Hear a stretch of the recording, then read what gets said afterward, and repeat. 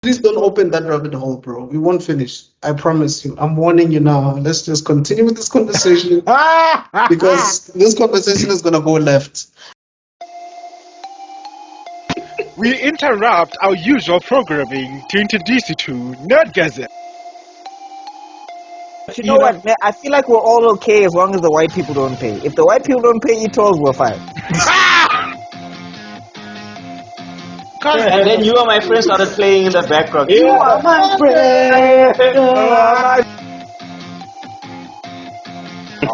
Whoa, we're making love to the bread and farting on it? Guys, no!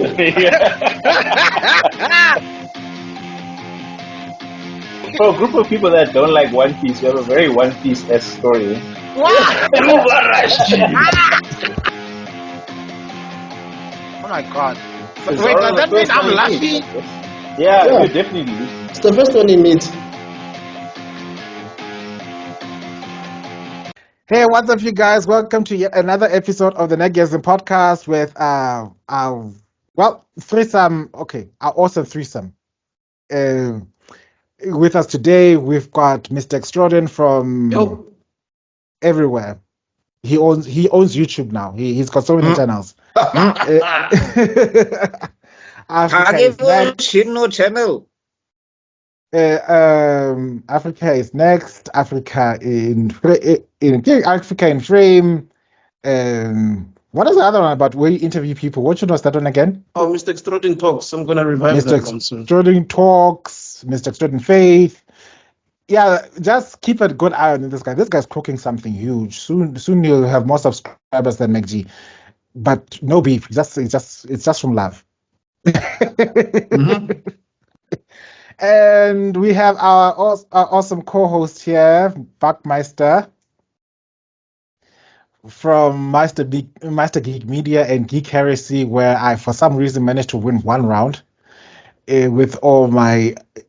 Because I made a typo. Like, just go watch the video. When it drops, just go watch the video. That's how I now know the secret to winning this. Make as many mistakes as possible. Not to you, feature tebello. Do you hear me? And then we said, also, he's got Black Panther vs. Kang, parts 1 to 6 on Webtoons, right? Yeah. If you want to support his endeavors to finally make to tell us something worth watching, because Disney is fumbling $1 billion ball for some reason, please support him on Kofi. Show him show him with the rands and cents and the dollars and the nairas and the everything that this is a worthwhile pursuit, because his animation skills are going up, and I can't wait for this thing to come to his work to come to light. Because I'm hoping for a stable relationship between Storm and T'Challa for some reason. Why are they making Storm date Wolverine? Why did they do that? Why there's some casting rumors now, so yeah, it's going wild. Yeah, but there's also T'Challa Jr. rumors, and here's another thing. They're apparently going to put another T'Challa villain in Black Panther 3, but it's confirmed that T'Challa's not in Black Panther 3. So... it'll watch itself. Translate. What's the guy? Subtitles. Teleprompter. No, I mean, like, here's the thing that's just getting frustrating with this thing. Is just people keep pretending like they know this franchise, and I'm just like, just say you're an MCU fan. Just say. Yeah, and when these things also are not making money, don't play this game, because there's so many people who are trying to guilt trip me. No, I got to embrace nothing. It's my money. I'm not seeing nothing. You don't want my money, you just say so. People. One of the first lessons you learn in marketing school is people show the value of things by what they spend on, or what they spend money on. If it's not valuable to you, you won't put money in it. There's the simple line. Granted, now you find this woke telemarketers trying to use reverse psychology, trying to convince people to invest 5,000 rand to the 12-step program by saying the only way it's 5,000 is because you can only put value to the things that you spend money on. That's bullshit. I'm just saying that people when they see value in something they care about, they do pay money for it. And if I don't see value in that, why am I being guilt tripped into buying You that? you can play as many Accountability. struggle songs as you want. You can shove as many Black Power fists in my face. I'm not seeing the Black Panther franchise until T'Challa is there. I just want to say that Lelouch has sort of used his gears against us to sort of like have this tangent before we start talking about Yes, him. Lelouch has had So, enough of a. yeah. Britannia commands you to But- talk about T'Challa for 5 Guys, minutes. it's Nerdgasm. You're usually watching this on a weekend. It's a chilled vibes. It's nothing too serious. Come on, guys. Let's As I mentioned, relax. Black Power fists and struggle songs. Yes. Anyway, yes, yeah, yes. Black Panther Which- versus Kang 1 through 6. Go check it out. Yes. Animation is loading, and yeah, Marvel, keep playing. That's all I'm gonna say. Yeah, Right. no, keep playing. I mean, I don't know if I sent you that video about the reaction to the Snow White, the Seven Dwarfs remake that they're making. That the comments are making more money for Marvel than the actual movie is, because the way people The are laughing views. at this thing. Yep. By the way, what would happen, but just a quick question. If Black Panther versus King does blow up and become so viral that it catches Marvel's attention, what do you think is going to happen? Well, they then gonna- if that happens, I'm gonna make my pitch to write. Are they going to ask you to take it down or? Well, there's two possibilities. Either way, I win, because if they come at me and say you need to take this That's a down or win. you can't do this, That's a win. no, I'm going to turn into freaking what's this? It's going to be Yu-Gi-Oh! I'm gonna play the race card like it's time to do. Oh, what a shame for you! You seem to Jiggy have Jiggy activated my CNN is race card. calling the South You've activated- African the South You've activated my race African card. artist Yeah, made Black Panther viral, and it's more interesting than the movies that the MCU are making at the moment. His name is BuckMeister Cole, and the story is quite interesting, I might add. Even though I didn't see Superman in it, because you know that it's not a Yeah. yeah. I just have one And issue. Pella, Where's people the- need to watch. I'm gonna voice acting also. Like I'm gonna voice act the cartoon, everything. Like I'm saying, keep playing Marvel. It's fine. And those are some serious demands, Baba. Anyway, that being said, let's go to the actual meat of the of this Let's topic. let's jump into who we are here for. Let's go. Yes, Lelouch Britannia commands all of you. Shut the hell up and talk about this show now. Oh, by the way, I didn't know that. So the English dub, Yeah. Johnny Young Bosch. I mean, a lot of people Yeah. probably know him. He was the He was the Black Power Ranger in Power Rangers, Oh. and then he became Renton Thurston in Eureka 7, and he was also Ichigo in Bleach. He voices Lelouch, and then Yuri. He's also in the DMC franchise. He's gonna be playing Dante, and he was Nero in the other two games. Yeah, he he's in a played lot of Devil stuff. May Cry. And then Yuri, is it Lorenthal or something? Lorenthal or something? Yeah, Yuri Lowenthal. He voiced Sasuke. Sasuke in Naruto, and he's the one voicing Suzaku. So when you see He is Suzaku. yeah, so it's basically what's this? Ichigo versus Sasuke. Ichigo versus Sasuke. Again. Yeah. This is not Ichigo. This is, I think Ichigo with Bankai, Lelouch. Yeah, I just But mean that's- the voice actors. That's all. But the writing here, if I could just ask, is that it deals with a character, it deals with its own power scaling so respectfully, where a certain other animated series, we won't call it names. So ha- ignore that. Ignore the hand raise. Oh, okay. No, I was saying a certain other animated series, Sorry, you were saying a certain franchise? yes, has gone to making such beautiful artwork. It's just so insipid storytelling that I can barely watch it. Cops in Thousand Year Blood Arc. Yeah. Anyway, I thought you were about to, okay, but anyway, no. no, look, everyone knows that one of the biggest haters are the ones who used to love you the most. And I loved Bleach. I love Bleach better than most people in this country. I can hazard a guess. And now when I'm seeing something where blood walk out, my blood boils because what is up with the floating chicken? I have no idea what you're talking about. Okay. Anyway, Lelouch B. Britannia commands come you back, to break this tangent. Yes, back. You see, our ADHD minutes have run out. This is why we should do our podcast in the morning. Do you see how short our podcasts are in the morning? Are you crazy? And sweet. Are you insane? There's no way we're doing it in the morning. We're not gonna finish. So anyway, last we left off. We left. Yes, we. Was this Daman got lit up? Yeah, you got. It was 15. Daman got Mao got lit up at gunpoint. For 5 seconds, for 5 seconds they were in America, in Japan. Yeah, this is America. I mean Japan. So don't get you slipping on me. Don't get your Geass on me.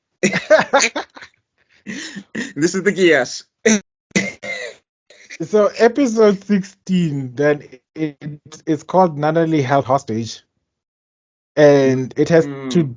So that's where once I get crammed. So look, like I mentioned the other week, like you're saying.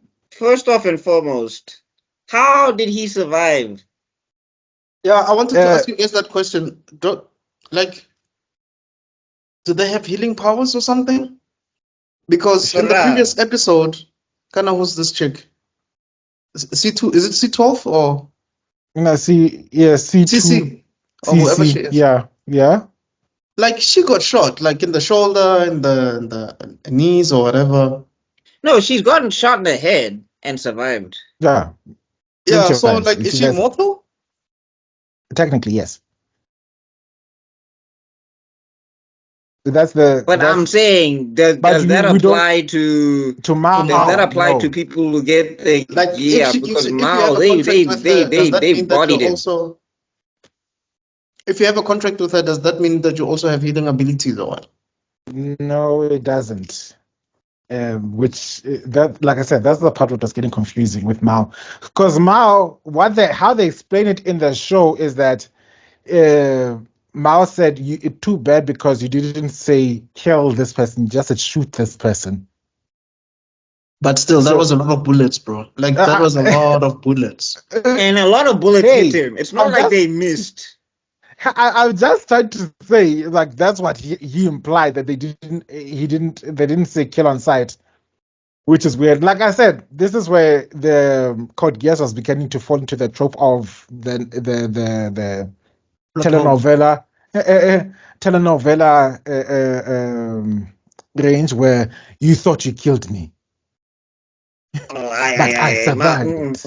We gotta call bullshit here. If people are gonna call bullshit on Obito surviving for as long as he did in the war arc, we have to call it here. This could have been easy. They could have just had him get shot maybe in the leg or something, or just get him arrested and then he escapes. That's it. They could have, yeah. But so him somehow surviving, he pulled a Palpatine somehow. Because he was part robot, wasn't he? Who? I'm saying Mao was like part robot or something, right? Or he had wasn't. Robot parts. I think it's just flesh and bone. Oh, okay. So I'm just saying maybe they could have just had him fall off stage or something. Yeah, but I'm just saying, like, for anybody, like, people call Naruto out on plot holes all the time. So we gotta keep that same energy here. I know Code Geass is revered amongst the anime community, but guys. Oh, am I freezing? Can you guys hear me? No, we can hear you. I just read a mini part of the plot and just remembered one of the scenes that shook me to the core, where where Suzaku and Natalie Lelouch and Natalie were back when they were kids, were busy escaping somewhere, and Natalie was carrying. I don't know, was it Suzaku or was it Lelouch? Lelouch was carrying Natalie. And there were all these rotting corpses around them, and poor Lelouch to lie to Nanali saying you're going through a rubbish dump, when in fact. But also, if Nanami could hear that Suzuki was crying, would Suzuki be crying at a rubbish dump? Yeah, Why would he be crying? I'm guessing I'm guessing Lelouch should think that he's just sad in general. Nanalo will think he's just sad in general. You see, that goes to show just how one of the Lelouch's biggest weakness has always been Nanali. Because but I think he also underestimates her. Yeah, like he insults her intelligence. He infantilizes her, because the thing is, Nanali is like, she's more adept than Lelouch will give her credit for, but he won't see it. Yeah. So that's the thing. That's why we get to see that Nanali ain't stupid. She's seeing exactly what's going on, but because of she the doesn't way see everything, she doesn't see she's not seeing the zero. Oh, correction. She knows a lot more than what meets the eye. Yeah, and we get to see that recurring theme, especially Nanali more than meets the eye. Nanali is watching over you. I want to say that you get to see this recurring theme a lot more prevalent in season 2. Okay. But we get to see the seeds of it being planted right here in the beginning. Like, I wouldn't be surprised if she knew that Lelouch was zero all along, but I'm not there yet, so. Geass's roll out. Hey, all I know is Nanali must have known exactly what was happening during the table scene that we shall never talk about. Oh God, I still have to get to that. No, we've passed it already. Thank God. You're talking about Cici and Lelouch, right? No, I'm talking about the Nina table scene. Oh, no, I think what happened again? No, guys. Either she smelled what was going on, or, I mean, she's blind, yes, but there's some fluids, right? Wait. What happened again? Is this when wasn't she drinking? Glasses girl was... We don't talk about that scene. It never happened. Wait, it never happened. Oh, okay. She was violating There's the no table. table. There's no table scene in Code Geass. There's no table scene in Code Geass. There is no table scene in Code Geass. Wait, did I ask you guys that question about Magneto versus a Jedi? Who were doing? Sorry, tangent. Thank you for the tangent. That is such a tangent. Where did it come from, though? But still, thank you.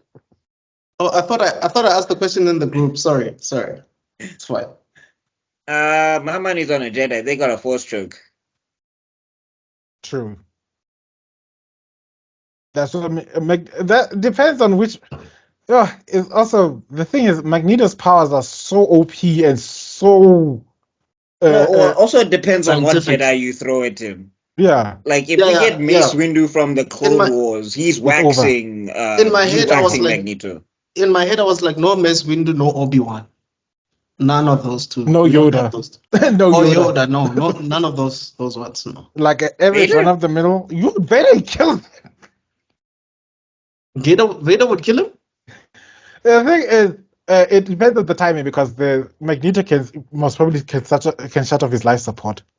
Yeah, I mean, no, he would crush Vader like a tin can. He's basically made out of metal, like for the most part. So, but the same thing can be said about Magneto because Vader does. Yeah, it's going to be a reaction speed about who's going to tap into the Force fastest. Okay, come back. Thank you for this lovely distraction. I feel like he's low-key a Jedi himself, Magneto. But anyway, we can continue.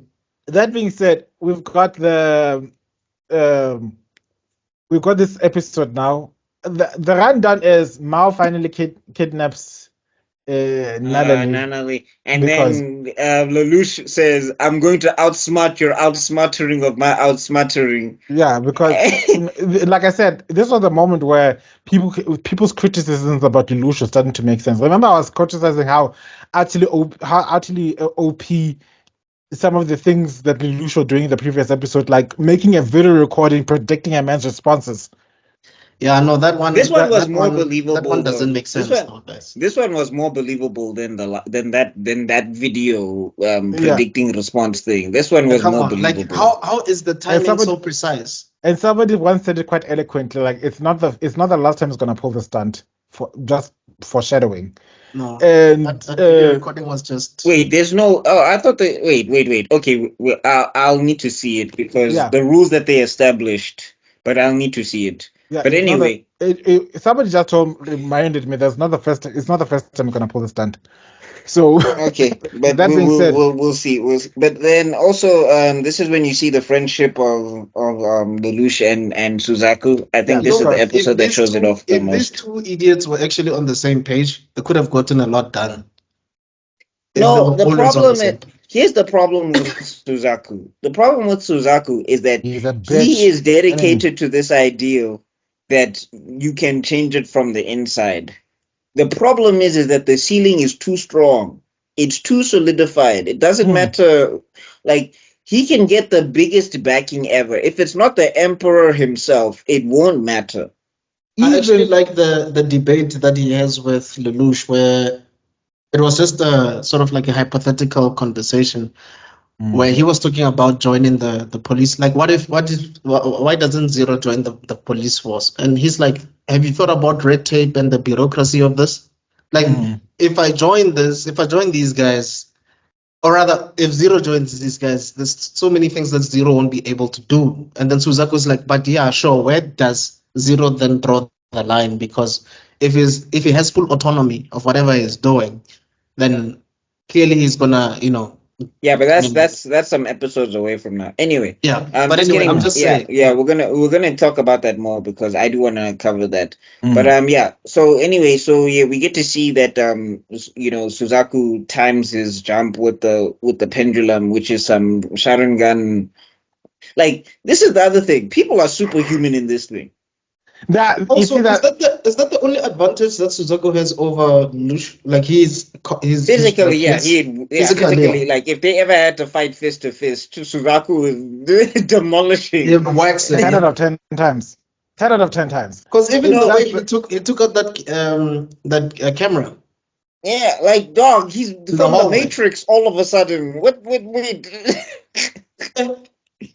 I think that's the thing that, and you get to see that they also play around that Suzaku is more of the laying of hands. Yeah. No, even Captain America would be like, that's cheating, bro. Like, yeah, no, because I would have liked it if they actually expanded a little more on Suzaku's physical prowess, that it brought us on superhuman precognition or something, just something to hint that this guy is incredibly talented in this aspect. More than the usual, because the stunts he pulls, nobody else should be able to pull. And that's before that thing happened. Callan also does some things where I'm just like, how did you do that? Who's that? Like, no, Callan, the redhead girl. Like, you're gonna see, like, when we move on, she's also doing things where I'm just like, hey, man. She's also like what's the regimen here? Because the other thing is the way the characters are. Yeah, like, the other thing is the way the characters are drawn. This just doesn't really indicate like physical prowess. Like, they don't make Suzaku like broader than Lelouch or something. Also, sometimes Lelouch looks like an adult. I'm just like, both of them sometimes look like adults. How am I supposed to believe you're 16? You're towering over people like this. Sometimes they both look like adults. Like, we'll get there, but there's a specific scene where I was like, wait. This is. I'm like, okay, JoJo vibes. I got you. Like Kakashi Code Geass.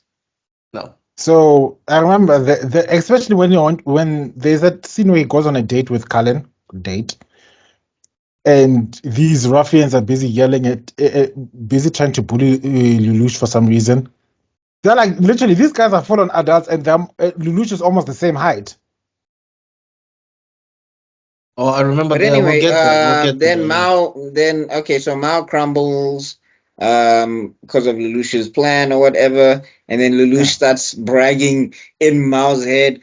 I won't lie, that's a power move. It's like, yeah, nobody's gonna be able to hear what we're saying, so I'm gonna tell you exactly how I whooped you. I think that's the great thing about Lelouch's victory over Mao. Because it just seems like Mao loses his mind when he replies, because he's replying to people that have no idea what he's talking about. Yes. But also Mao sort of like, he was smart, eh? The fact that he got to Suzaku. Yeah, because he wanted to make sure that Suzaku has a Wanted to psychotic escape. break. But it was, I think, what I want to learn from, what I'll take away from this particular episode is how it just showing how that when those two work together, they become really an unstoppable force. Bruh. And then I there's promise this, the tragedy is that there's this big chasm that's being formed because both of them are basically living double lives. And Mao latched onto that immediately because he saw this man. He showed Suzaku for the hypocrite that he is. It's like, no, screw the fact that you want to reform Japan from the system and stuff like that. All you want to do is fucking atone for the fact that you murdered your own father. Yeah. No, that's true. So Yeah, and I think what and maybe it's you can correct me on this thing. It's like one of the major things that motivates Suzaku's actions is that he's driven by guilt. Yeah. This entire time. I mean, you kind of hear.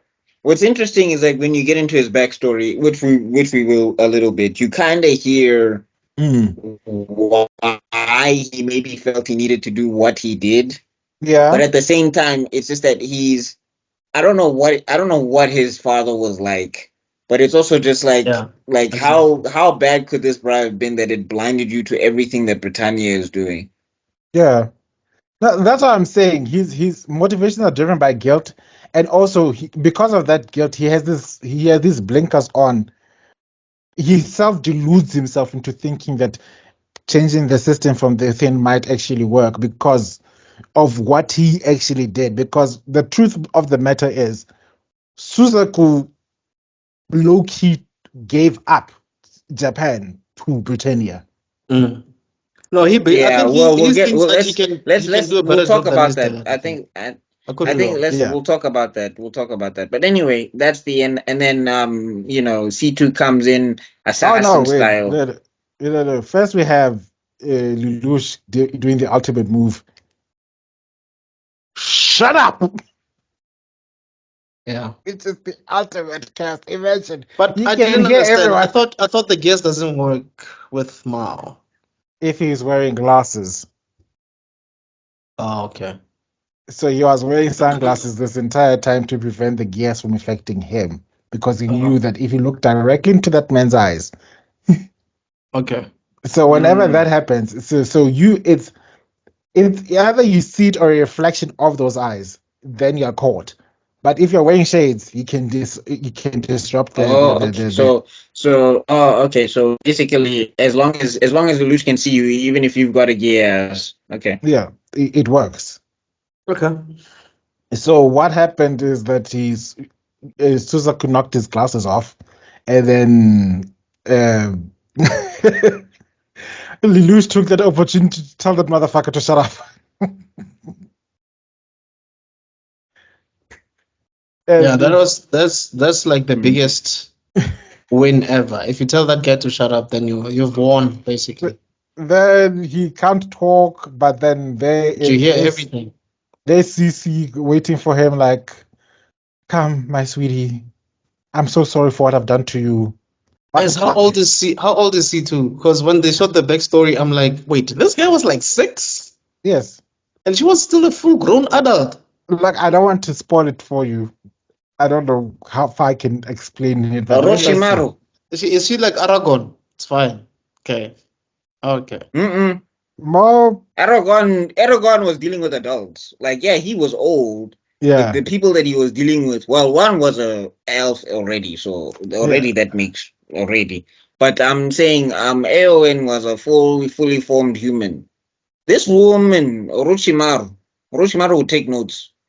He was like, oh, instead of trying to kidnap them when they're 12, I should get them when they're 6. And then I should make them dependent on me. I got you. My mistake was trying to get them when they were fully formed. And I also explained to you why she was doing that. It's you'll get to realize just how many of these characters aren't really. There may be a protagonist and antagonist, but there are not very many quote unquote good people here. I don't think there's any good person in the story though. Like all of No, them. there's Well, one. maybe There's Nana. one, and we're Maybe gonna Nana. get to.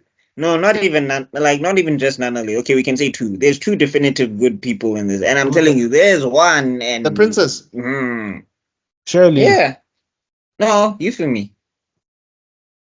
Euphemia. Oh. Yeah, no, Princess Euphemia is definitely. Oh. Well, I mean, where I am now, it's like, Oh. oh my God, Lelouch, what did you do? But we'll get there. Oh. Lelouch, Oh. like, this is one of the biggest mistakes that Lelouch has ever done in his entire career. Like, But yeah, we're not there yet. We're Yeah. not there yet. Anyway, so So yeah, Euphemia is walking around. Okay, so are we done with episode 16? wow, that was a quick rundown. I'm surprised yeah. that you guys actually just went through it Yeah, like that. because the episode 16 is like I said, I have no It feels like connection to the manga. It feels like filler. No, I can't say it's filler because I think the thing Yeah, is that important it just No, gives. it feels like it. It's not filler, but it feels like it. But the reason why I'm saying is because when we get to the big thing that does happen in this season, it's because we have the context of what happened. Yeah, it ties back to Suzaku. Yeah. So it's that thing of like, for people who don't like it, it's that thing of you gotta eat your vegetables before you get to dessert. So when you find out what happens, then you're like, oh snap, okay. That is true. So it's important for the plot. This arc, I will never say this arc is not important for the plot. I won't lie. I'm just saying that it for me, I didn't feel so emotionally invested in this particular arc as I do in the overarching story. Like for me, I won't lie. Season 1's highlight has already passed. That whole battle, that whole landslide battle. That's my favorite season 1 battle, basically. The landslide battle. Gents, just a heads up. Apparently, I'm getting shredded at 10. Oh, okay. But you can use your phone, I'm assuming. Yeah. So hopefully, have to do that. we are 40 something minutes in, minus the other times where you've been gallivanting. So hopefully we should be done by then. Sorry, Right? guys, just a quick question. What's the landslide battle that you guys are referring to? That's the one where Shirley's dad died, where they blew up the mountain. Oh, okay. Yeah, with the radiation wave. That's the only one that that's my favorite battle. There are many other awesome battles that happen in season 1. Don't get me wrong, but my favorite battle of season 1 is that one. Then I think you guys won't like Gundam Seed that much because there's a lot of similarities between the show and Gundam Seed. But anyway, please continue. But Gundam is old, isn't it? Yeah, it's older. Then that closes that episode. Yeah. I'm saying then that closes that episode, and then after that, now we're in 17. We open with Euphemia going through some art gallery stuff or whatever, and she's just musing about some stuff, and we see Clovis again. Hey, Clovis. Rest in peace. Imagine dying and your family doesn't really give a F. Yeah. Well, I mean, did anyone really like Clovis? Yeah, well, true that. Clovis was a problem. I believe all of them are problems, but Clovis was extra. No, the annoying problems, and there are terrifying problems. So Cornelia Kojodenka was a terrifying problem, and Clovis was like, "Bitch, what are you doing? You know you're a nepotism hire, right?"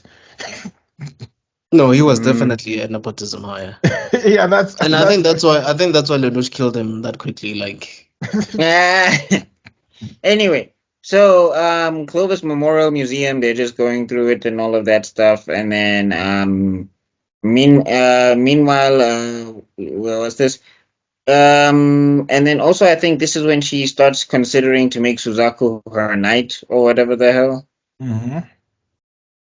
And then Ogi, then we got some stuff with the Black Knights. They're discussing I'm trying to remember exactly what happened with that, and then I think we should open wiki, guys. Do you guys do the wiki thing on this? Oh no, I'm trying to open the I've wiki. got Yeah, it right here. Where I oh, help you. okay. Okay, Oh, so okay. what happens is that Lelouch asks Suzaku if he really killed his dad. Suzaku is too shocked to respond, so Lelouch decides that it is true though. Okay. Lelouch basically understands that Suzaku killed his dad. Full stop. But I believe it's also where is this the episode where they finally find out that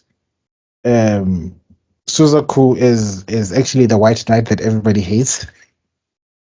Yes, this is going to be the episode. Yeah. But anyway, Ogi is trying to smash Valletta still. What? Who? Yeah.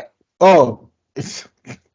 Wait, not Ogi. I didn't realize that the show actually has nudity until I saw that episode. I was like, oh. Yeah. Is that what we're Season doing? 1. There's one That's worse. shot where it's just like that was uncomfortable. I did. Yeah, it happens. I think later on in the season. Let me just put it this: season 1 was more generated for Adult Swim. Oh, okay, makes sense. That's why we have that's why I have the uncomfortable scene that we shall not talk about, as well as the other. There's that scene, but then there's another one where I was just like, that's just no good. But I don't want to lie though, the storyline is very, very good. Like the writing in this anime is impeccable. It's really good. I think I understand why you like it so much, Tebello. It's well done. So anyway, so they're setting up to meet. They were setting up to meet with the Chinese Federation or something like that. Who's that girl, by the way? Which one? The one with the thing on her forehead. Who? Oh, that's Callan. Callan, okay. Yeah. So my apologies for anybody who's watching this, and I'm like the most ignorant one here. I'm still catching up. Relax, everybody. It's just anime. But anyway, Guilford. Then we find out that Toto is slated for execution. She's not going to execute him personally, but she's just saying that this guy needs to go because he's still like a symbol of hope and whatever. Because of some miracles he performed a few years ago, right? Yeah. And then the miracle he performed. Okay, talk about the miracle. It's cool. When Japan was being invaded by Britannia, Toto was the only general to successfully attain a victory, even without the outdated technology. So he managed to beat one of the Britannian armies back, and because of that, and the fact that he escaped, most of the Japanese people are holding on to the hope that this man is going to become like Japan's savior. So and if we check it out now, we've got this new superhero known as Zero, who's now made a huge PR statement like we are a force for justice, I guess, in the unjust world. And then we have another symbol here, of course, called Toto, who suddenly out of nowhere has reappeared into the main theater. Of course, they have to take him out because if from the Britain perspective, if those two manage to work together, it will make Area 11 even more hopeful. No, it will make it even more ungovernable for them. Yeah. So anyway, and then after they're having that discussion, then we cut back to with this Nanelli and Lelouch. I think they're talking about tea or something and fish, and then Lelouch is like musing to himself that he's gonna need somebody to protect Nanelli, because if she's always getting kidnapped, then he's not gonna be able to do anything. He wants it to be Suzaku. Yes. Because he doesn't know Suzaku is the White Knight right now. Yes. Yeah. So like they both don't know. They both have no idea who is who. It's like a telenovela level secrets. My best friend has always been there beside me. He does not know that I'm the super terrorist Zero. My best friend Lelouch has always been there when I needed him, but he'll never know that I'm the Knight Lancelot. Will these two friends ever find out the truth? Find Suzaku out is in the the next White episode. Knight. He's the White Knight, but he's not pure. Lelouch is whatever. He's Zero wearing black, but he's not that dark. They're Oh both no, great he's dark. characters. Let's not play that game. No, He's he's dark. here's the thing. It's just what motivates him is because Suzaku can be a mass murderer and he doesn't know, Yeah. and he's still trying to justify it by this veil of purity, while Lelouch is willing to do the dark things and he's willing to accept that the world will call him the devil just so that he can make the world a better place. So that's This is how they should have written Kylo Ren, by the way. But anyway, I just feel like they're two sides of the same coin. Yeah, okay. Yo, doof. Or should I say Who's pew, pew, that? pew? But anyway, Who's that? so Hello, what? From which universe? Don't okay, worry, this is it's a not character the from Sith my you are imagination. speaking of. Is This it is that not the fan Sith you are fiction seeking. Disney? It was that fan fiction that was made by Disney in a bid Yeah, to yeah. try and buy Lucas Arts. That's the one. Okay, it's a good thing So Lucas never saw. after that, prior to the Euphemia and Dalton, they go to a conference or whatever. So prior to the museum ceremony, then Eleven's one asks, Dalton asks, what's this? Answers her that they don't know. And then Euphemia is supposed to choose her knight, but is prevented from going further when the escort is only asking about the museum. The Black Knights get ready for an attack. The four Holy Because- Swords quest. Because they're planning to rescue Todo, because Yes. Lelouch wants Todo like it's nobody's business. Like But all also the other guys can die. but- Suzaku was tasked with killing him, right? Executing him. So what happened? No, it is- wasn't Suzaku specifically. What happens But- is that he got execution orders, Yes. and anybody could pull the trigger. Yeah. But what happened is that Lelouch is like, "Oh, you want to die? Well, not today, motherfucker." And then he comes in, a dramatic entrance again. Okay. Like I feel like Lelouch he shied a Lelouch- Geass on the moon. I feel like he shied Lelouch V Britannia commands you. Give me dramatic lighting every time I want to be dramatic. It's that, and it's also the fact that the way he mind-fucked Todo, he used his own honor against him. Hey, samurai. It's Like- always been the biggest contention with samurai. Like, nigga. Cause Honor your honor. Yeah, because he basically saying, you see how drug addicted the Japanese people are. It's your fault. You gave them hope. Now you can't now sit here and die nobly. If you're gonna be a symbol of hope, you're gonna die as a symbol of hope. Do you hear me? Get up. Yeah, here's a new nightmare. If you do Okay. exactly what I say, you beat this white knight. So then okay, then we get a what's this? And then they did Tamaki and the others get Tamaki gets on others' case when they can't repair the Gorin. Okay, so there's problems like fixing the Gorin, and then Rakshata appears and tells them to take proper care of it. Yes.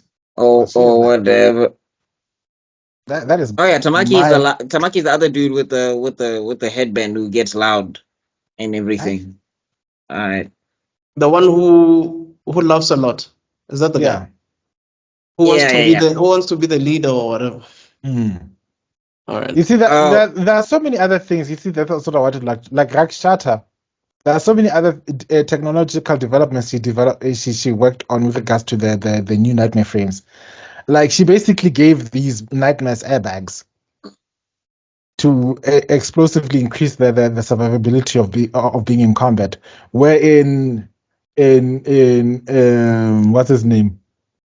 In Glasses. Britannia side. They Yeah, Yeah. they only have an injection module that shoots you out, which is kind of, it's like it shows the different ways of technology, and then we get to later on you just see that they start stealing each other's technology and using it for themselves.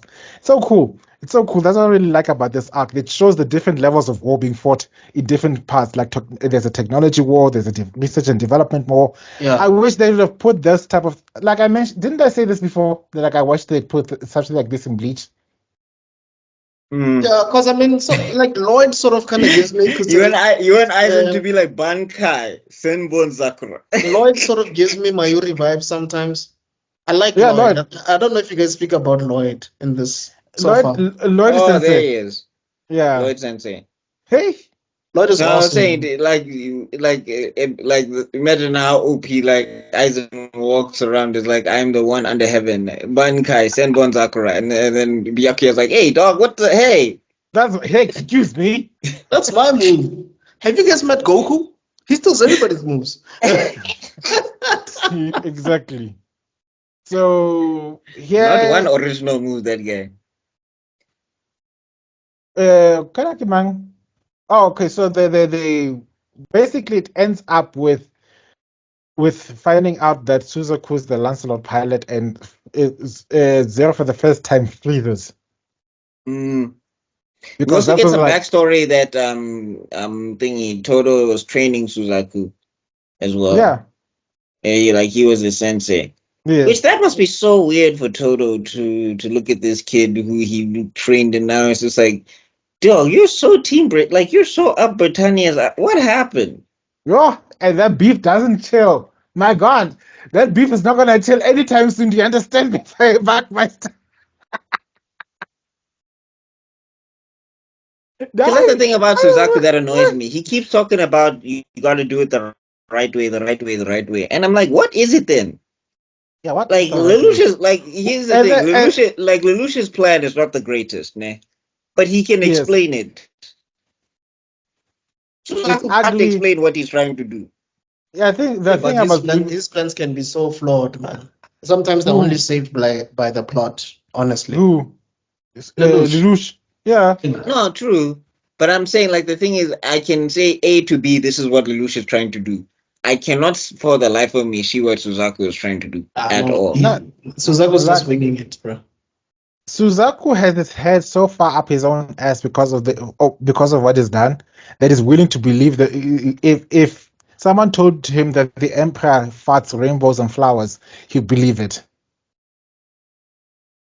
because it's the only way he can reconcile the fact that he had to kill his dad to save lives. You understand? Save. Am I there? I think there was. No, you're Yeah, I there. can hear You just shut Man. us up. We don't know what to say to that. Like, Oh, okay. No, I'm saying save. Hmm. Save, quote unquote. But Because, anyway, yeah, because he's telling himself he killed this man to save people's lives, and like everybody's lives are so much better because I did it. It must be. It has to be. And then Zero comes and says, "Fuck y'all, fuck the system, fuck this. You're not slaves. You're not supposed to be. You're supposed to be free. Keep fighting. Don't surrender." And like, no, no, no, no. and then you also is this the no, that's the next episode, I think. Anyway, so what's this? I think then people are saying like, oh my god, and 11 is piloting this thing, is piloting the Lancelot or whatever. Yes, And then somebody says they need to cut the feed, and then Euphemia is like, no, I need to see this, yes. I think. And then what's this? Well, the other thing is like what's this? Also Toto, which is kind of weird. He's like, all right, look, if you can't accept who I am, then you better carry out that execution order to like the best of your ability. Mm-hmm. Like the reason why Suzaku's got this twisted, warped sense of honor, it comes from what I'm seeing, it comes from Todo a little bit. Yeah. Where it's like if you've decided to do something, you 100% you go for it. You don't question. And I'm like, you see, this is like that's the problem with rigidity, Chief. Sometimes you get new information, Mm. and you should probably move differently. Like you've seen what it looks like the Suzaku. You can't tell me it's the like this plan of yours is gonna go 100%. Like the other thing is like with Suzaku, what I'm noticing is like in Britannia, there's no crack in the armor. There's no crack in the wall. There's no like Euphemia maybe, but the problem is that as you learn, she's not as high up the chain of command as. So I'm saying like there's no way where at the top you can say, okay, this person I can work with them and everybody is this like they all hardcore, it's 11 this, 11 that. Mm. But Suzaku, I can change their minds. Yeah, okay, you can win battles for them, but those guys are so racist. It's not even funny. I don't know what he's thinking. Yeah, somebody made me realize like there's a reason why Code Geass triggers me, because it does hit me a little close to home, seeing that you've come from a certain regime.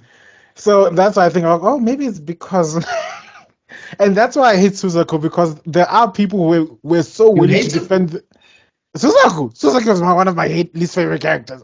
Okay, no, like he says, because of the plot, I feel a burning sense of revulsion for him, especially at this point in time. Okay. It's just like the way Aizen does the same for me. You understand? It's you put Suzaku and Aizen in the same category? No, Aizen, I hate him for No, it's kind of like how you know, like how Denethor, we hate him as a character, but he's necessary for the plot. That's what I'm trying to say. Who's Denethor again? Thingy's dad, the dumbass who gets knocked out by the dumbass that gets knocked out by Gandalf. Oh, okay. From Lord of the Rings, the one who can See, I didn't call him Dumbledore, but anyway.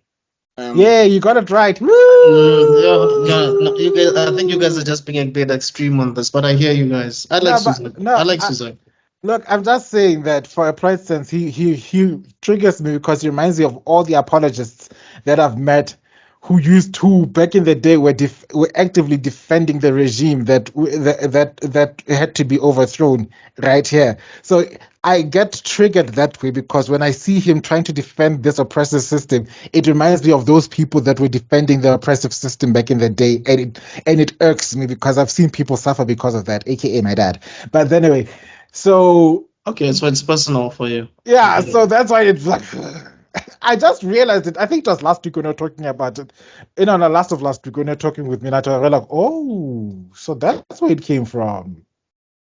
Well, no, he's a good character, but like the question is like, dog, what you're trying to achieve, I don't see how. Do you guys like Itachi from Naruto? Oh, he's not Itachi, dog. He's no. I'm not saying he's Itachi. Do you guys like Itachi? That's my question.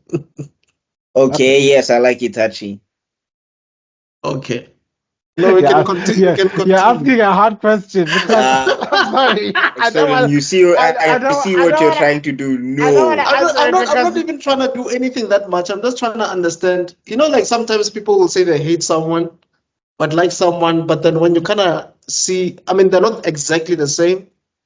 But when you really think about it, you're like, the problem is I see Itachi for what he is. And for that, I can't. They're like, look, I get it. You killed your clan and stuff like that, but there were kids there. I'm sorry. So you're willing to forgive him for that? Okay, wait. Hold on. Okay. Hold on. First off and foremost, Itachi wasn't the only one there. Obito was there as well. And he was killing the people in the police department.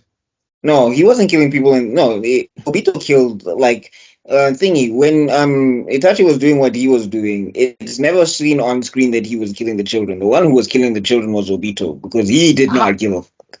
Did you specifically see him killing the children? No, there's one scene where it looks like he was bodying a child or whatever. And it's the mask. It's not. I feel like you're making excuses for Itachi, bro. No, I'm not making excuses for Itachi. Here's what I'm saying. Okay. Look, first off and foremost,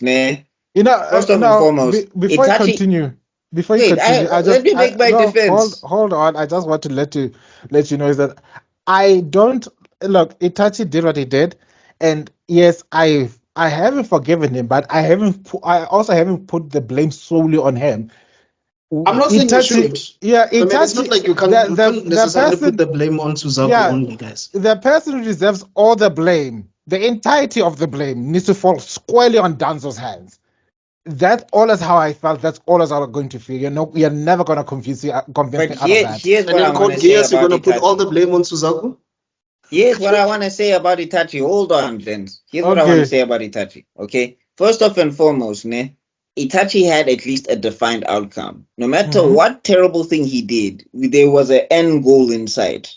Yeah. Okay, because if the Uchiha went to war with the leaf. First off, we don't even know if the Uchiha could win. That's one. Very unlikely. Two, at that time, every village is looking for an opportunity to attack the leaf because they are the strongest village at the time. The leaf has always been a problem, Every yes. week they're having incidents where the hidden cloud village is trying to steal a Byakugan. This village is trying to do this. The sand village is trying to do that. You know, people are planning Konoha crushes and whatever and whatever. So that's why, like, Itachi put in between a hard place, manipulated by every adult in the scenario. Even I like you, third Hokage, but even still, dog, you didn't step up when you were supposed to. When your boyfriend, because Danzo would not, like, if I was the third Hokage, Danzo would not have been in those meetings. yeah, He wouldn't have been there. It's game over. Even like, also those other two, they wouldn't have been there. Like, you're not trying to negotiate here. You're trying to stamp out the Uchiha. By those two, you mean those old people that we don't even know who they are? Yeah, no, I call them the Danzo cheer squad. yeah, But anyway, yeah, I'm saying they wouldn't be there. But what I'm saying is, like, Itachi manipulated by everything. Also, like, he wasn't technically given a choice. Like, this is the thing about Suzaku. Suzaku does have a choice, in a sense. No, but Itachi didn't. No, Itachi here's why. He was given a choice, guys. No, Itachi wasn't given a choice. No. Here's why he wasn't given a choice. Here's why Extrodin, wait. Here's why he wasn't given a choice. Danzo said, your clan or your brother, right?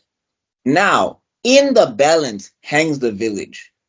So, Itachi sides with Uchiha, rebellion, village is vulnerable, they get stomped out. This is why Minato had to put the Nine Tails inside of Naruto, because it was all about the power balance. I guess.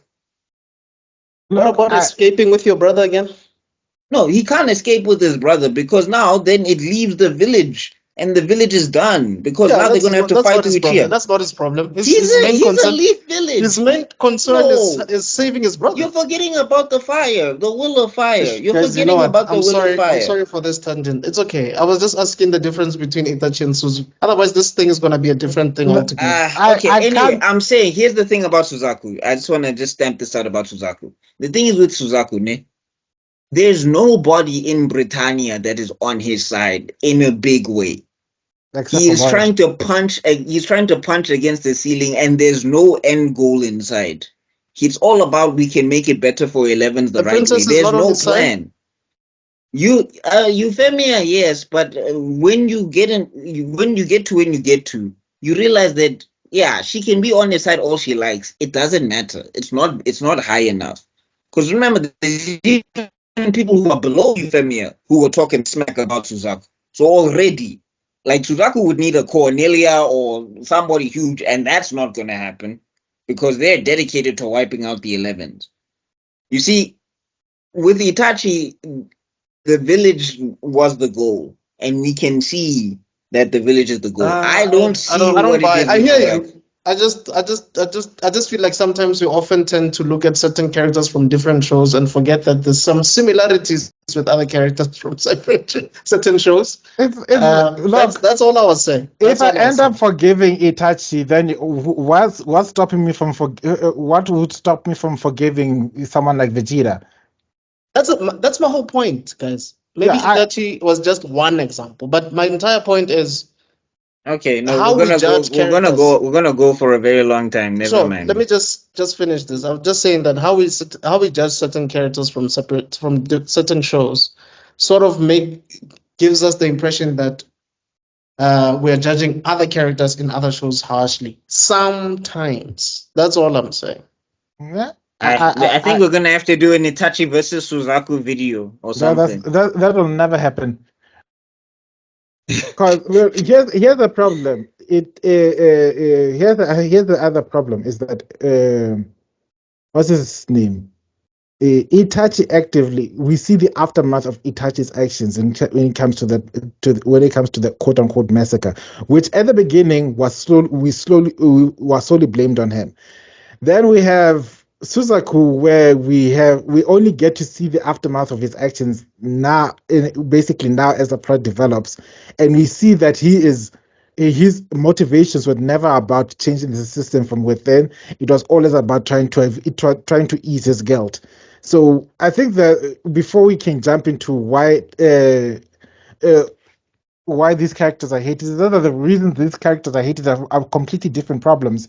I think that's why I feel like it's not a really a fair question. Perhaps maybe I'm trying to understand. I'm trying to see where the similarities are in their actions. No. What I'm saying is both these guys have done there's certain atrocities that should be unforgiven, no matter what Yes.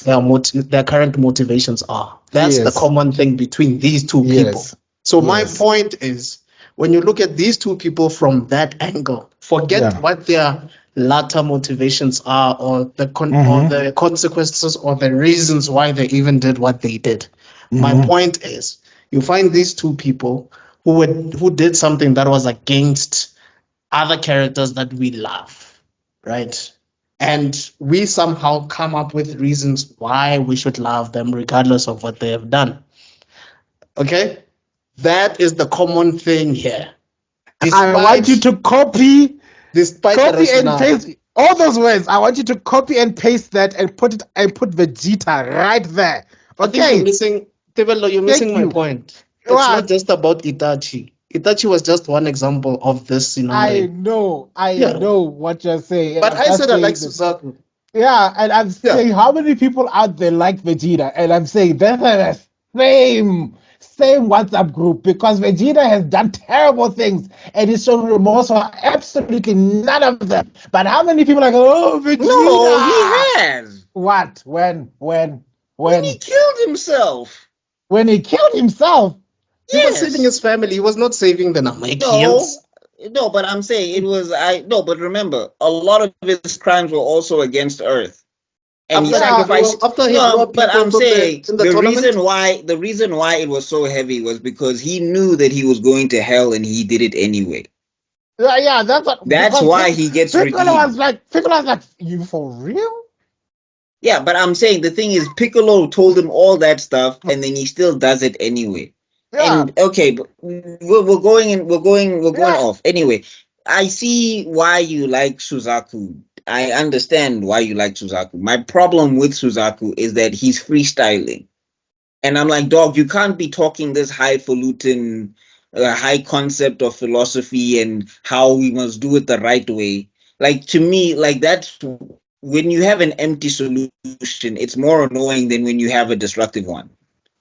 Because it's just like you're hoping for things to stay the same. They're going to keep sending you out on missions to kill 11s, and somehow you think that's going to make you fix the 11 problem. Yeah, no, I get that, and I agree.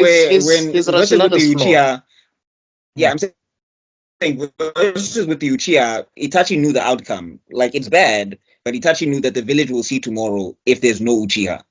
All that right. to me, at least, that's I know. But this is a lovely sidecast, and we are like how many minutes in? We are how many episodes are in right now? Oh God. Yeah. No, I apologize. It's my fault. No, it was a lovely discussion. I loved it because, like I said, I've seen that. I finally have something I can use to show the people who are blind, who are blinded loyal to Vegeta, where they can get off. So, thank you. So now I'm have to fight my urge to defend Vegeta, but anyway, it's fine. Anyway, so we're going to episode 18. This is the knighting ceremony. Yeah. Oh, sorry, we need to cover. Sorry, just a quick mention. So people are pissed off that an 11 is gunning a nightmare. So Euphemia, in defiance, announces Suzaku as her knight. Do you guys think that? Because Suzaku is that was a premature decision because Suzaku was on TV, or she really was thinking about Suzaku? Yes, it was. It was a premature emotional decision. Euphemia is because Euphemia is a character. She thinks with her heart. Yeah, I mean Suzaku does say that eventually, but yeah, because I genuinely think she had no idea what she was gonna choose. But at the same time, it kind of makes sense because look at the amount of times that she did have to rely on Suzaku and he did manage to pull through. I understand. Because like there's the battle where the battle of which nobody even thanked Suzaku, where he literally saved Cornelia. Like Yeah, Cornelia that's what I'm was, saying. once Like, again. like I'm saying to Once again, Hmm. cool guy. killing 11s though, but okay. So that Yeah, being said, but anyway, yeah. Wait, was said, Lelouch I gonna was kill just her? He was gonna kill her, no? Yes. yeah, she Lelouch was was gonna challenging body himself. Cornelia. Cornelia's not Like Euphemia or he's not he even has no progress. love for Cornelia. Oh no, it's zero. But okay, I do hear what you guys are saying. But you remember the conversation between her and Euphemia when she was like, "Hey guys, Mara Lelouch, we need to avenge them and all." Like, because she doesn't know anything. In her She mind, she's doesn't thinking know who she's Zero is. avenging. Yeah. Yes. So she doesn't know, and she blames the 11s for quote unquote killing Lelouch or whatever in Natalie. Exactly. And and it's like what exasperates her is the shocking apathy they have around watching her family members die, because in her mind it's 3 people killed by 11s, because it's Clovis, it's Lelouch, it's Natalie. Yes. And he's now watching her beloved daddy going like, fuck them kids. Never want them young kids Exactly. anyway. And it's like, what the hell? So yeah, I mean, yeah, she's like, I think that's the other thing is everybody's written it. You know what this is, man? For people who love the Game of Thrones, this would be like, yeah, this is your crack cocaine, because everybody here's got shades Gray. of gray going on, where yeah. like Cornelia is not necessarily like around certain people. She's not a bad person, but you put her on a battlefield and she's a murderer, and she's like an ecstatic murderer.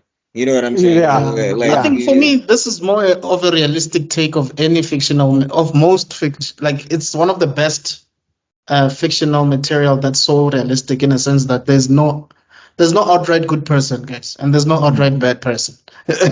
You know what I mean? What I liked about this, what I like about these type of stories, is that it brings us the question of, you know what, if kind of thing, I explained it to somebody a long time ago because I was busy writing another story, and it was heavily influenced by the mentality of these characters and a bit of Game of Thrones. And what I said is, oh, okay, just think that there are no good people. They're just bad people trying to do good things, and that's basically the moral grayness that you see here. Like they're flawed people, but they're just trying to do the best with what they've got. This would And probably be the unfortunately, Joker's favorite show, by the way. oh no, yeah. So anyway, after that, then we get the knighting ceremony. Yes, Your Highness.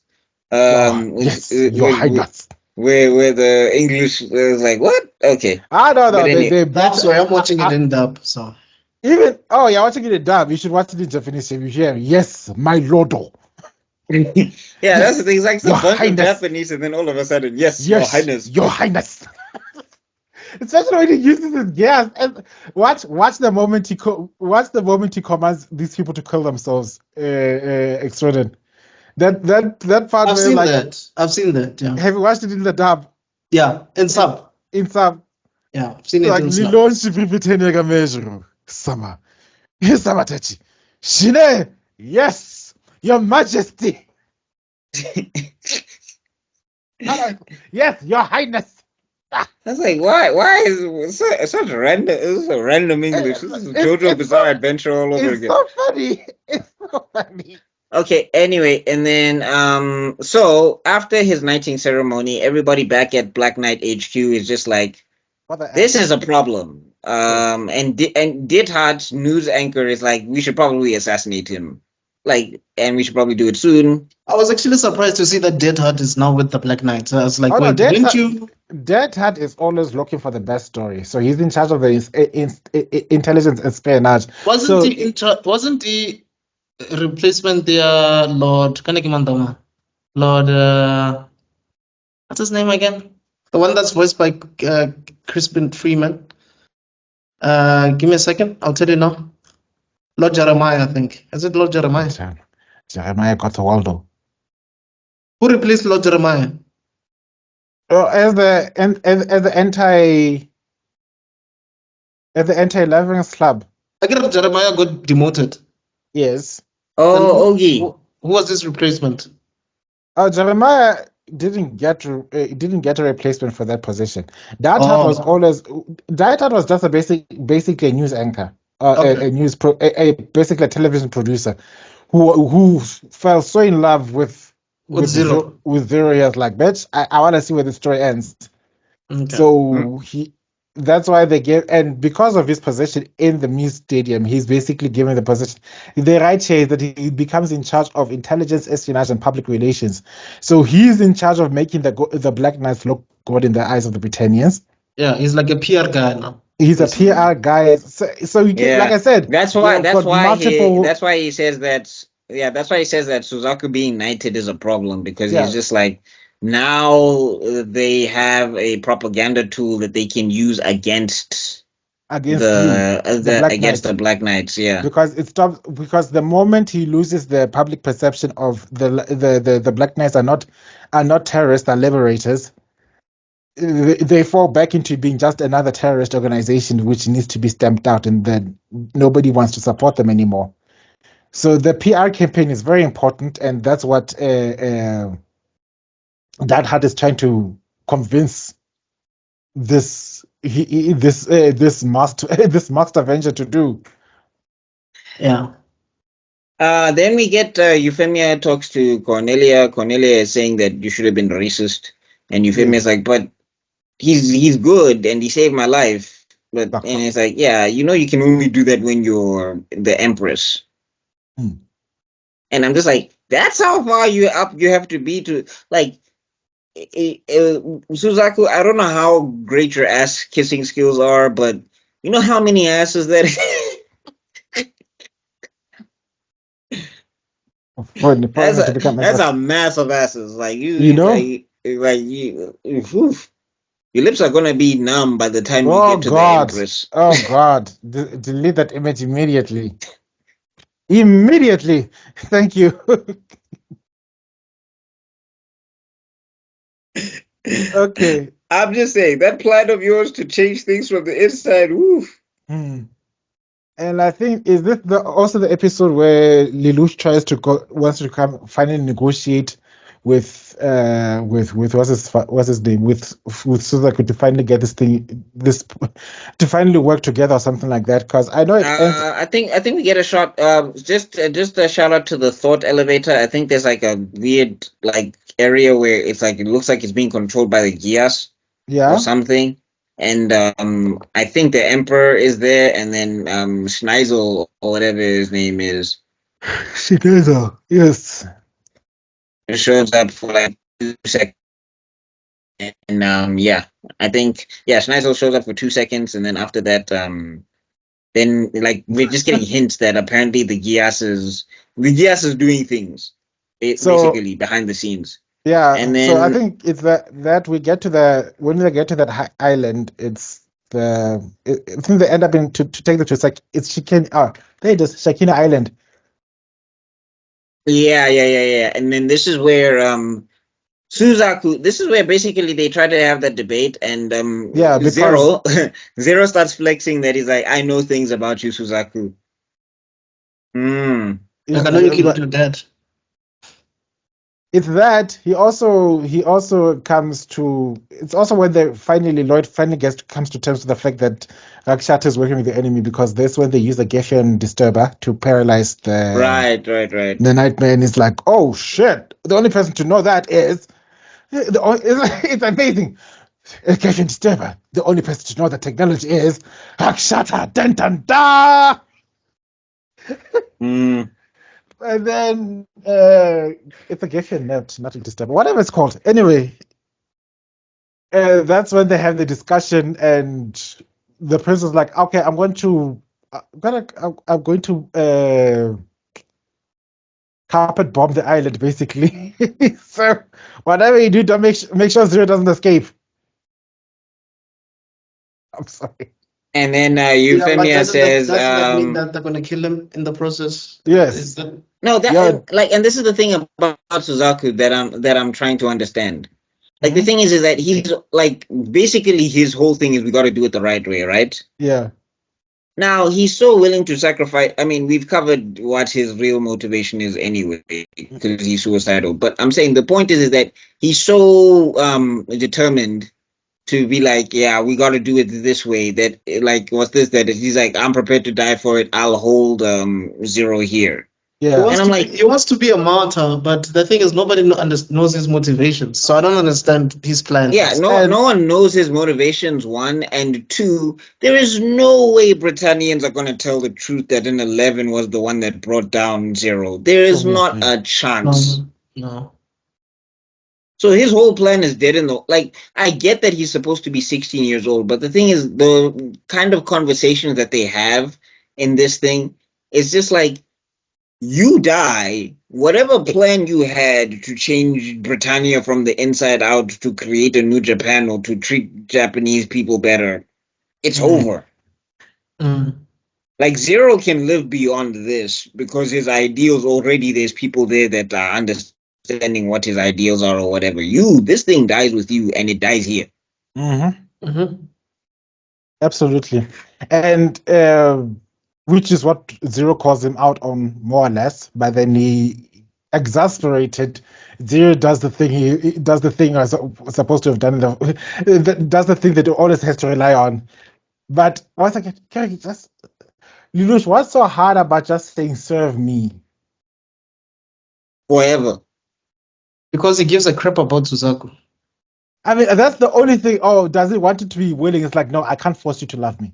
I want your consent to love me. He doesn't want to control the people that he loves. That's why he didn't. No, but like the problem, but then the problem with that is that like with the things that he's doing, some of those people, depending on where you are in the scale, if you not only he'll love you till death, but like BuckMeister and then Zero can look at it and just be like, she might not make it, but you know. Yeah, but Suzaku is, I think apart from family, Suzaku is probably one of the most important people in his life. Yeah.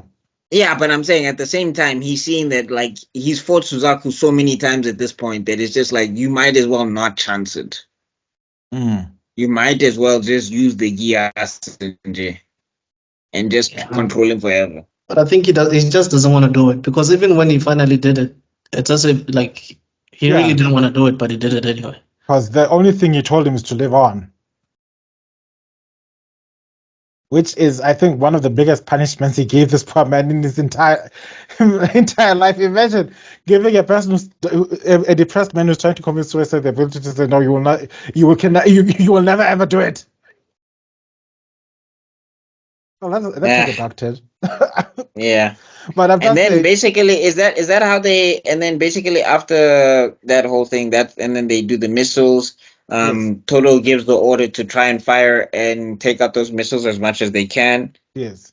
And then the island gets blown up, right? Yeah. Yep. And then the end. Then we're going to episode, what's the name? Something Island.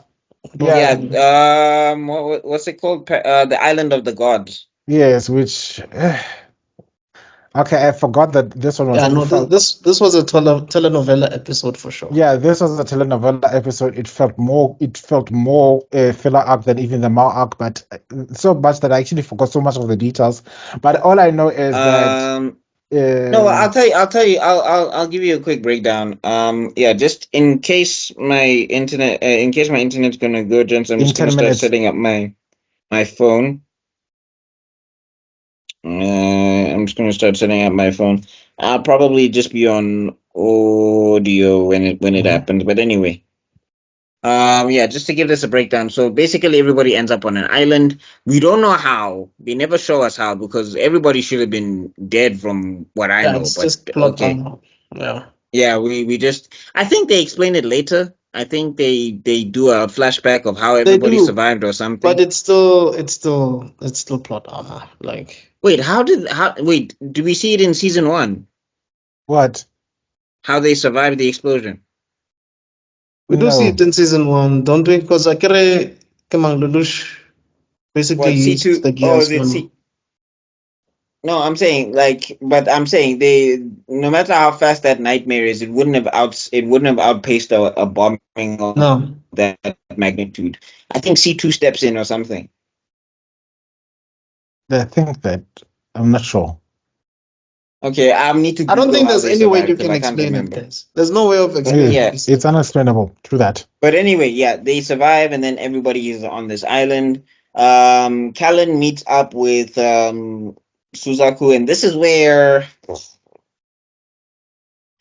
16-year-old girl, come on, Japan, like this is kind of just that was a lot.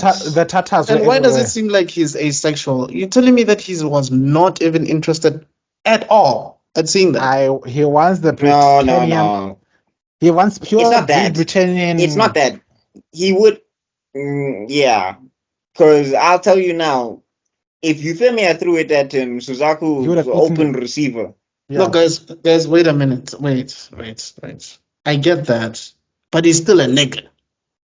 You know what I'm saying? With standards. He don't mess with them. He don't mess No, with the it's naked. not about standard, dog. It's about like the mission is that well, for one, yes, he's got a Britannia thing going on. That's just what it is.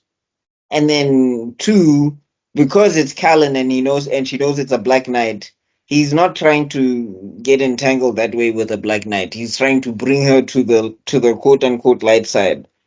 No, I get that. You can see that. You can see that.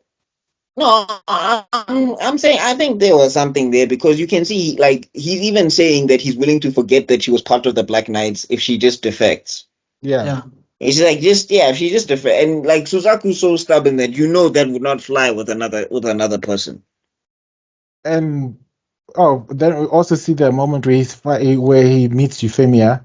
Zero meets Euphemia, and Euphemia is like, Lelouch. But how did you know? She guessed, but she kind of figured it out because of all the family members outside of Nalele. Euphemia had the closest relationship with Lelouch. Lelouch, yeah. Yeah, so. And also, I think she also kind of puzzled out that the only one who would have this much beef to create Zero and all of that stuff would be Lelouch. Because I think the other thing is that everybody else is not close to Lelouch. Like, look, Cornelia wasn't even that close to Lelouch like that or whatever. Clovis and them, obvious. And Schneisel, obvious or already. Who's but like blonde-haired dude. Is that the other brother? Yeah, the blonde-haired guy. The older brother. The one that Cornelia sort of like respects for some reason. Yeah, because basically she's the second princess and he's the third prince. He's the second prince. They are like literally tied in succession race. Oh, it makes sense because how it seemed like to me, it seemed like she's sort of kind of like acknowledging him as her equal or some slightly above her. Because it's because this is like the Britannian version of Suzaku and Lelouch, where one is good with laying them hands, which would be Cornelia, and the other one is a brilliant tactician because he brought an entire continent to heal. Okay. Okay, I'm sorry, gents. I'm just going on. The darkness approaches. Wait, has the duck hit yet? Has the thing hit yet? Let me get what if it doesn't? Do you think it's gonna do it? Trust but verify. You know, when I saw Euphemia naked, I didn't get it, but I was like, okay, maybe she was drying her clothes. Duh. But yeah. Still, it's a lot. Like it's a lot. It's like guys, and the other thing is also I'm 30 now. Like I'm about to hit 30. So it's just like maybe when I was 16 I'd be like yay, but now when you're hitting your 30s and you're in your mid 40s, it's like these are children. Guys, it's so unnecessary too. So it's like the writers were like, okay, we're gonna have Suzaku. We're gonna have Suzaku see that one naked. We're gonna have Lelouch basically be with her sister naked. Like, and it's back to back. It's like, guys. Yeah, when they're eating around the same time. When they're naked around the same time. What's going on here? You know? Can someone please explain to me what Lelouch was doing when he was trying to make food? He was trying to poison everyone. Lelouch has practically zero survival skills. No, like clearly made no label is not his strongest suit. That's why he needs lackeys. He needs people to.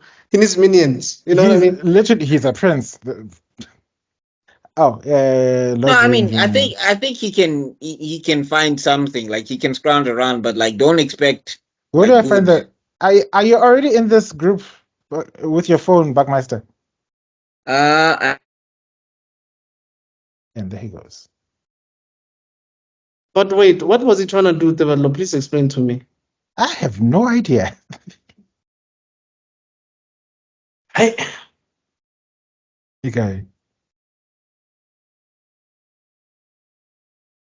but Because I feel like anyway, if Euphemia didn't go and fetch like berries or something, I don't know. They probably could have stopped. they would have stopped. Because I don't know what he was doing. I genuinely don't know what he was thinking or doing there. I have no idea. But I guess you can't be great at everything.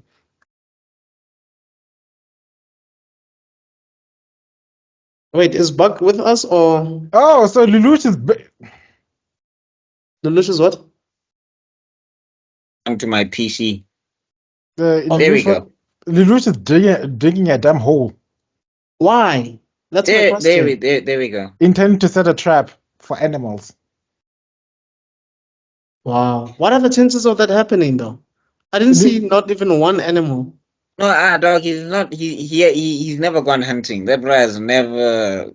He's a prince. But like, dog, guy, straight. An aventurist. Even in exile. But anyway. No, but I can relate to him in a way. You rely slowly on your brains, but I forget. Hands, I forget. No, I get some of us grow up in the coconut things. So when we have to go out there in the wilderness and have to, we have to slaughter sheep or anything, we're just like, hey, son. Nah, Exactly. is there a YouTube tutorial? Exactly. Guys, I won't make it, dog. I won't survive. Forget it. No, that's what I'm saying. Like, this is what I'm saying. Like, side note, I'm saying like the how black you are test in Africa, not even just South Africa, in Africa, the how black you are test it's hard.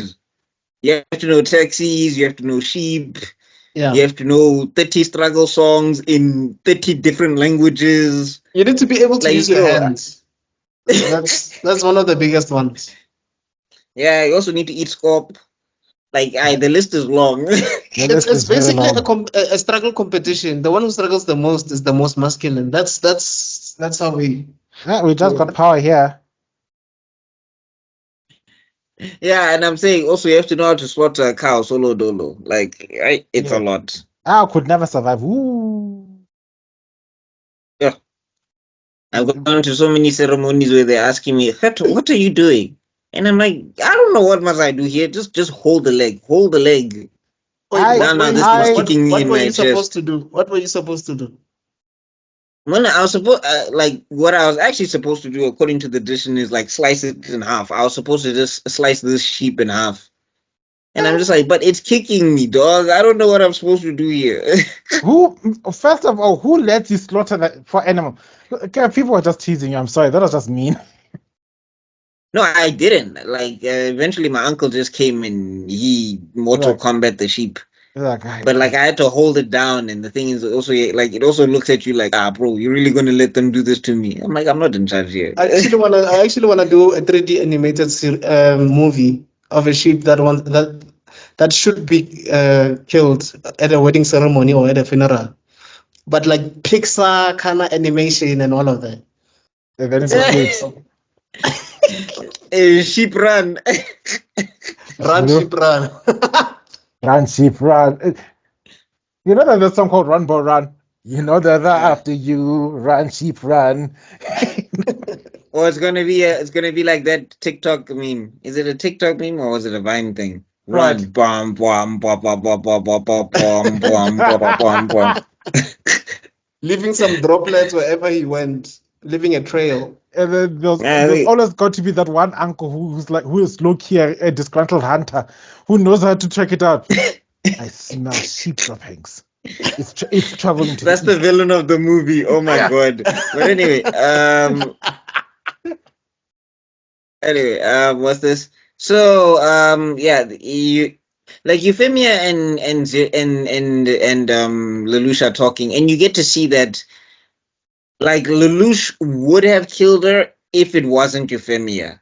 If you get what I'm saying, like because Euphemia, because the thing is, Euphemia is a good person. Like that's the thing. She's one of the legitimate, like profound. Yeah. She has no evil intentions. Like she's not even married to this princess thing. Honestly, Yeah. If it was Cornelia, she only likes it because she can help people with it, which is. And that's why you want to keep her away from Glasses Girl. Oh God! But anyway, Oh God! I mean, another side note. I was Keep her watching away from something what? called what's this Glasses Girl who's always freaking out whenever she sees Euphemia or but whatever. they right. eventually do. They eventually do meet. Yeah, which I'm surprised. I'm surprised Euphemia didn't get jumped and it was just a pile of bones afterwards. But Honey, you anyway. need therapy. I was saying, shout out to this other series I'm watching. Komi Can't Communicate. I Yeah. was watching it on Netflix. First off, that manga is too long. It's like 500 chapters. That's not a 500 chapter story. I'm sorry. But anyway, there's a character in there, and oh my god, what a raging like! And I don't mean to offend anybody when I say this, but if you watch the show, you'll understand. There's a girl in there, and she's a raging lesbian, and I'm like, you need to chill. You need to, like Keep those thoughts for the day. no, it's not even that. Like there's this girl that she's perverting on. It is the main character because the main character's name is Komi, or that's her surname anyway. Yeah. But basically, like it's the main character, and this woman is and no, actually, this girl. Let me just not say this woman because it's high school, which again, Japan. But anyway, this girl just throws herself at Komi in every way possible, and like even Jiraiya would be like, oh, "Woman, Girl, chill. relax." Yeah, but it's kind of like, Like, even Jiraiya- those two Even lieutenants. Jiraiya with his research, he'd be like, okay, no, now you're violating personal boundaries here. Actually, not two. It's just like that one lieutenant of Shinsui from Bleach. She became a Vizard. Like she's always watching like this adult magazine. No, dog, you don't understand. That's one thing. That's at least she's keeping it to herself. The Mm. character I'm talking about, and I'll get back to Geass in a second. The character I'm talking about, you know what she did to try and get a shot of the main character?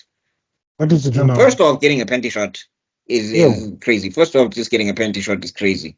But you know what she did? She slides across the ground like she's a goalie trying to protect the goal, trying to stop somebody from scoring, trying to stop a striker from scoring. Whips out her phone and lies right underneath this girl and tries to snap photos. Disgusting. That is insane. Yeah, well. And then also there's another scenario where the main character, she gets like one of her leggings gets like a hole in it. And bruh, she starts moving like a titan from Attack on Titan. Like she's like A running towards this thing. She's like, a nigga definitely wrote that show. Yeah. like she's slobbering over this thing, and I'm just like, yo, put it away. Go Like relax. like I've never said pause for a lesbian character before, but I was like, yo, pause. A nigga So anyway, that's Glasses Girl. Yeah, but yeah, I'm just saying, her and Glasses Girl, same WhatsApp group. Oh my god, did we sync? Damn it. Anyway. Well, you know what? I'm just surrendering now. I'm no longer resisting it. You know what? It happens. It happens. If there comes, I've reached the acceptance part of the grief cycle. Remember, it's denial, rage, what? Yeah, now it's just acceptance. I feel like the aliens that Nero linked you guys, they're still waiting for that big moment because they were like, oh, they finally got it. Let's wait. And then what? What's gonna happen? And you guys keep on disappointing them every recording. We are supposed to do a fusion dance and then fusion. Who would you guys be? Ketobello, like Ketello. Dude, why do you stumble on the same name? Maybe that's who you were in the beginning. And then you guys got separated like Piccolo. No. Yeah. interdimensionally because I'm like, what, 10 years older than him or something? Yeah, that's some Kami Piccolo-ish. Ew. Oh my gosh. The day you guys come back here and I'm like, wait, who are you? We're like, my name does not matter. All you need to know is you can call me the Junior. I'm gonna be like, oh. And then Vegeta comes in. What's this? Namekian? No, South African. Explain Too yourself. strong. Explain now. yourself. he fused with Tebello. What's a Tebello? Well, basically, It's God. But I'm still here. But I'm still here. Do you believe in your hype that much? I am the I hype. am the hype. I actually saw the actual dialogue, and they were like, "No, don't worry. Let's wait for Tien to come here first before I explain myself." Yeah. And Vegeta was not having it. Trunks had to explain to him what's going on. Hey. But You anyway, need to wait for Goku. Hit the Goku button. Okay, but anyway. Okay. Yeah. How many So episodes? after this is probably going to be the second last one. So we're just going to hit episode 20, and then I think we can call it a day for today. But boy, are we going at Yeah. So now Anyway, this episode it results in I'm just gonna summarize it quickly. So it's a good episode to just show where everybody's mindset is. That's where you see that Natalie is actually trying to do good by being, she's trying to be. Euphemia, you mean? Yeah, Euphemia. I mean, not Natalie. Euphemia is like trying to be good for God's sake, and Khala and Suzaku realize they're not really that far from each other, but then they bump into each other, and Zero pretends to be holding Natalie at gunpoint, and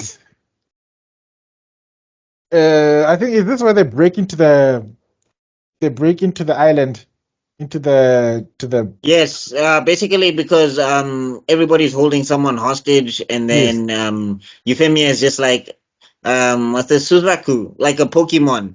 Suzaku, I choose you. and I wanna be the the Empress. no of one ever Britannia. had. But anyway, yeah. So then they go into the underground, and then everybody becomes a stormtrooper because nobody can shoot Cullen or Zero for nothing. For nothing. The plot armor comes in and starts blocking the bullets. Like, we needed to survive, so no bullet wounds at this time. No deflect. And then, but I mean, to be fair, also the bullets come in and protect Suzaku and Euphemia because Cullen is opening fire and none of the bullets are hitting anybody. I feel like this is why we keep on skipping my boy Lloyd. He was there because he had to understand the origins of the gears. Remember? Yeah. You wanted to understand the origins of the gears. It also was Lloyd. There was also because of that new experimental armor that was in that Shinazel had. Right. Which is the one that Zero jacks, ne? Yep. And you see, now forget the plot armor about deflecting bullets and shit like that. How did Lelouch know that thing can fly? Plot armor, bro. That's the one that broke it for me. Did he? No, I'm saying, did he not have like access to? Oh, I guess not. No. You know what? I think I can justify it, right? Yeah. Simply because when he was running, like they don't show it on screen, but I'm guessing when he was tapping and starting that thing up, he was doing like a system study or whatever of what this thing can do. Lelouch is so smart; he can study the schematics of any nightmare frame within seconds of coming to contact with it. For a lot of main characters. Look, no, wait. I'm saying take that and compare it to when he was predicting conversations with Mao. This one is more believable. The Mao one, I can't. Let's just say at all. This one is more common amongst MCs in anime. True. That one, Mao. No. It broke the system. When he's like, I've already predicted what you were going to say at this exact point in time. No way. So I mean, for me, I feel like he's already done more ridiculous stuff. But anyway, so also, I mean, the fact that it's there and it was operational is also plot armor because it's like, Lelouch, how did you know this thing was going to be ready to fly? and all Fully of that fueled. stuff. I think the writer was just like, I need Lelouch to get out of this situation. Like- Nightmare. Yeah, flying nightmare, and he took off to the sky. And Then Suzaku gets arrested for his insubordination. I think that's another thing that's a weakness of Lelouch in this case, is that he's also becoming over reliant on the Geass. yeah, Because already there's too many situations where too many soldiers are going to be repeating the same story. yes, And you're going to see throughout the story that they're going to be like, oh, Zero can do something. And then it'll make you not yourself or whatever. Hmm. And also, People- I think Suzaku, I think, should be getting a wake-up call by now. The fact that he keeps on getting arrested, or they want to kill him, or whatever, it's either he should get executed or he should get arrested. True. And I think this time around, even though, I mean, Euphemia was like, guys, you need to stop. I think, is it Schnitzel? You guys call him Schnitzel? Schneizel. Schneizel. He's like, no, don't worry, I'll take care Schnitzel of it. is a piece of meat. that they said. Yeah. He says, No, I'll take but that's care when of it. this is how you learn that even though Euphemia is in Suzaku's corner, what Suzaku's trying to do, bruh, it's like, this is not gonna work. Like, the fact that there's somebody above Euphemia that can just shut Euphemia down. Yeah, the second Chief. prince by order of Prince Clovis, which I can't. You can complain all you want. Like, he's the one who made the order. No, he's like, not that's, looking at like, you. that's the Tonight- thing. Like, if Suzaku had the plan of, I'm going to go onto the inside and feed intel to maybe the Japanese revolution about certain policies, and then basically the Japanese can rally people around those policies and counter policy or whatever. And if it does come to war, at least we're at a stance of the Japanese people know how Britannia operates, they know how to counter Britannia, and they can make a moral stand, because basically this is oppression or whatever the case is. But the way he's operating now, he's operating like he's an arm of the government through and through. So Yeah. whatever he's trying to do, it's not going to stick, because 11s are not trying to move up in Britannia as well. There's a lot of 11s not interested in that. They want liberation in there. And then Suzaku is just like, And yeah, then through the government. And it's like the same government that put me in the oppression in the first place. I don't understand. and That's then why you've got- Zero looks so appealing. so But the appealing. problem with Zero, but I'm saying He's problem with Zero exploiting is them. Zero don't care. He's exploiting Zero them. don't care. Yeah, it's like, yeah, you know, like if all 11s have to die for Nanali to live a safe life, Lulu should be like, I'll pull the trigger myself so fast. they'll be so dead so quickly. You won't even know what happened. Like what? So But yeah, both of them are anyway. exploiting. It's just that right now the PR is squarely on Lucia's side, and then Natalie's gonna do the thing that they're gonna break the momentum like a Well, Euphemia is gonna. oh, Euphemia thinking she was helping was doing the absolute worst thing. Anyway. We need to talk about it anyway. So yeah, Isn't then that the after next that, episode? yeah, it's the next episode. Yeah, we need to talk. That's why we're gonna get to the next episode, and then what's this? Then apparently there is what's this? The Chinese Federation forces are heading towards Kyushu, and the Japan flag is soaked in blood. Is this when the Chinese Federation was trying to take one of the cities or something? Yeah. So at this point, okay. the Chinese Federation is still at war with Britannia, Yes. and the terrorist organizations of the Japanese Liberation Front is busy trying to work with the Chinese to get a foothold. Right. And here it also works. It also works around the concept, because this is also the episode where what's his name? A crazy lesbian. Okay, Nina. There you go. Glasses. Yeah. Nina meets up with Euphemia, and I think what they say here, to summarize it, is that she gives her insight to how to Euphemia's true feelings for Suzaku. Suzaku. But 'Cause I also, think- like she says, she doesn't Well, love herself. and I'm saying, and that's when probably Glasses Girl was like, damn it, that's not what I was trying to do. It's like if she was trying to have Riz game. It's like, you haven't attended enough of the. You need to talk to the council. You need to get YouTube tutorials from the council. You need the council. Yeah, the because council your game needed is weak. the game. The Riz game was But not I mean, Rizzing. the only thing that Euphemia got from there is that this girl doesn't love herself. Because she says, I also don't love myself. I'm like, what the hell? Euphemia? Are you crazy? Yeah, I'm a I'm saying, goddess. like, the thing is, what I'm saying is, like, if she could have Venus flytrap Euphemia, She would have. alien style, Yeah. like when the face huggers, if she could have face hugged Euphemia. Well, should be hugging a certain part of the body. Leg face hug. Oh my god. Muff dive.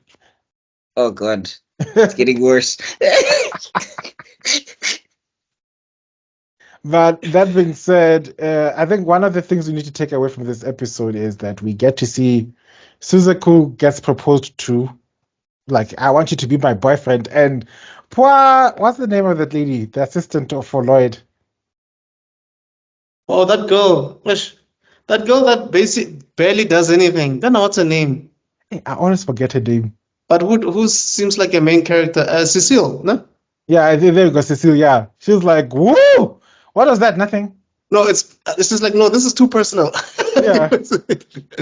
Yeah, cut the feed. Like, if you become my basically, boyfriend. for 2 seconds, Suzaku does get the power of friendship because his nightmare that was running out of battery all of a sudden. Then enter what's his name? Oh no, we also got to shout out the dude who was talking about Suzaku as well, because like he makes an interesting comment where he's just like, what's this? So like basically he's saying that your solution is to work for the Britannians. Yes. Mm.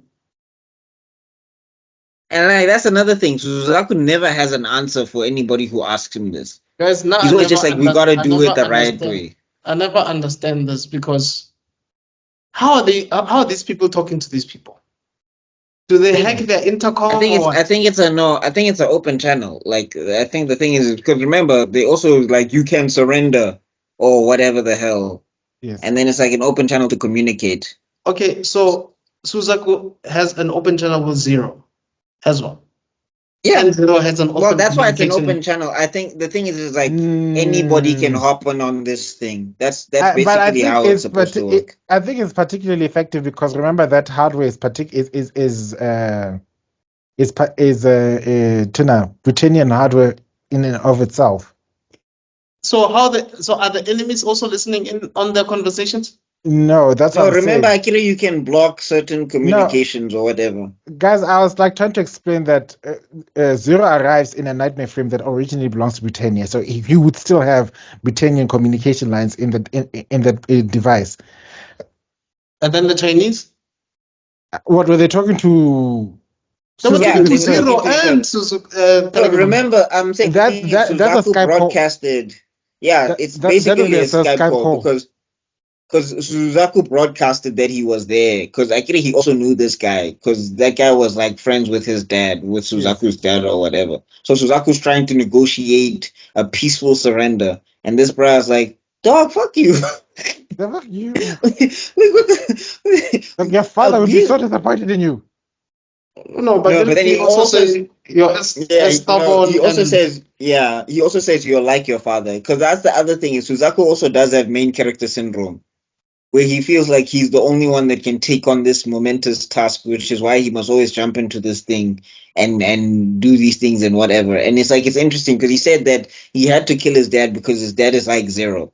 His dad believes that as long as whatever he's doing is important, it doesn't matter how many people get sacrificed. And I'm like, interesting, Suzaku, because you're literally doing the same thing. The only difference is that you're doing it for the Britannians. But isn't that what usually happens black, with sons that say that they don't want to be like their dads? The more they don't want to be like their dads, the more they become like their dad. That kettle sure looks black, doesn't it? Are you sure it's not a mirror? And then, unfortunately for the Chinese Federation, it becomes a team up between Zero Once and again. Suzaku. Once again. And this is when you see there was game over. This is where you like because now Ibile Zero's got his new nightmare frame. They've finished it and completed the project and whatever. It's more powerful than it's ever been. Yeah, and also Zero, I think he gave Suzaku a battery to power the Lancelot. So yeah. So he gave him. I know. Shout out to Lelouch. He was really trying to save his friend.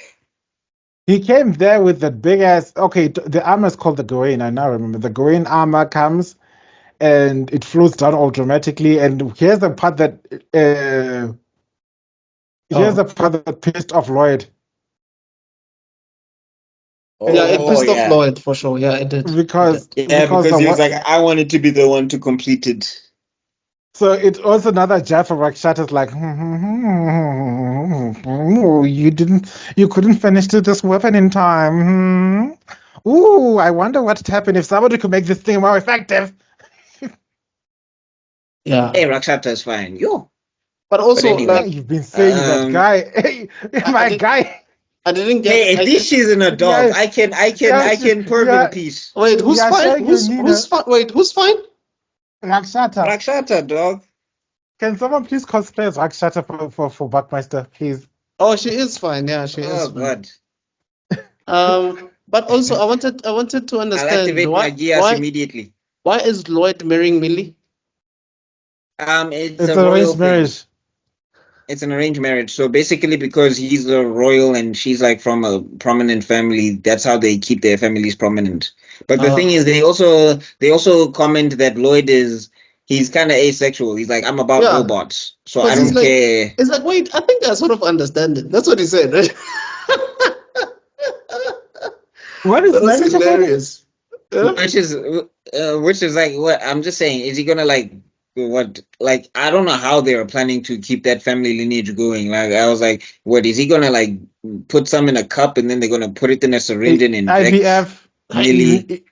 No, but I think for him it's gonna be like an experiment. I think he probably might do it, but to him it's gonna be like an experiment. Like I said, it's going to be. It's gonna be like Big Bang, like Big Bang and Sheldon.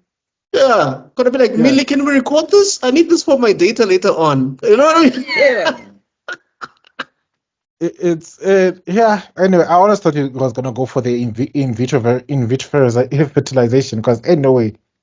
But also, what's with Millie and knowing everybody's secrets? Like, what's her end game? What's her Maditaba? Because she's like, okay, I know secrets, but this one I'm gonna keep to myself. I'm not gonna say it. She's one of the biggest gossips. Yeah, but I think the other thing is because she's part of the student body, she's gossip / big sister. Yeah. So she kind of felt like, because remember, she also knows like Lelouch's situation.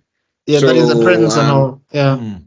Yeah. So it's that thing of I need to be able to take care. I have to take care of these people because they're gonna fall. Like, for example, perfect example, Shirley be in a mental institution if Millie wasn't there.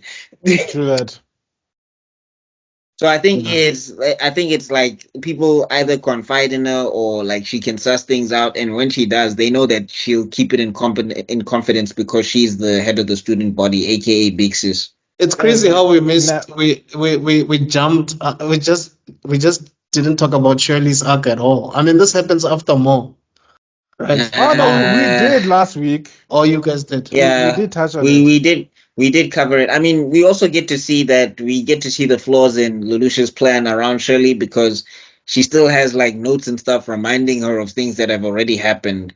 Yeah. Where it was just like, you probably should have just commanded her to forget everything up until like a few weeks ago. I think to him, he thinks that it's Mao that actually made her realize that he is Zero, and that's not the case. It doesn't matter. Yeah, but that's why I'm saying. No, that's why I'm saying, like, you should have just said forget everything up until a certain point. Just reset her brain. Don't take the chance. If you're going to break her brain anyway, which is what Lelouch did. Yeah. But anyway, so then what's this? So after they break in and wreck everything basically, and they team up. I mean, Cornelia even has a line where she's just like, "What is Zero after? Like, Yeah. what is going on?" And then, like, basically, also Cullen is sulking because she's on the sidelines. She wants to be in the Cullen is that's another one. If you think Yuffie was throwing it at like if you think Guas's girl was throwing it at Yuffie, and Yuffie, it's like a throwing it. It's like a throwing it arrow. Everybody Yeah. is throwing it at another person, and nobody's looking back behind them. But anyway, if you thought that Yuffie was throwing it at Suzaku, Cullen is throwing it at Zero. Oof. Was hurling it. Now, she can't stand Lelouch, but whoa. like if Zero was like, Zero V Britannia commands you to, why are you already naked? I didn't say anything. What are you doing? Right. And then there was who else was also Wait, playing? who's this girl you guys are talking about? Cullen. She has the headband. She's the main fighter. She's throwing it to Zero. Oh no, she's always had a thing for Zero. Dude. Ooh. Like, she was mad that she couldn't even be there to shield him in her thing. She wanted to go and box with him. And like Diethard had to say, no, the reason we have to do it like this is because we need rumors. We need people to understand, like, we need to build the legend. Like, it's just not about throwing firepower. It's about how, like, we helped save a Japanese city from getting taken over by the Chinese Federation. Because we're here for the liberation of Japan. There you go. As for the, I'm thinking of the people who are throwing it at Lelouch, because she also gets jealous for the other political marriage of convenience. Who's this? Callan? Yeah. Which marriage is this now? Remember, there's one of the top families basically marries off their daughters to Zero as a way to establish. Is that in season 2 or what? It's in season 1. The Japanese group. Yeah, that girl. What's her name now? Suzaku's cousin.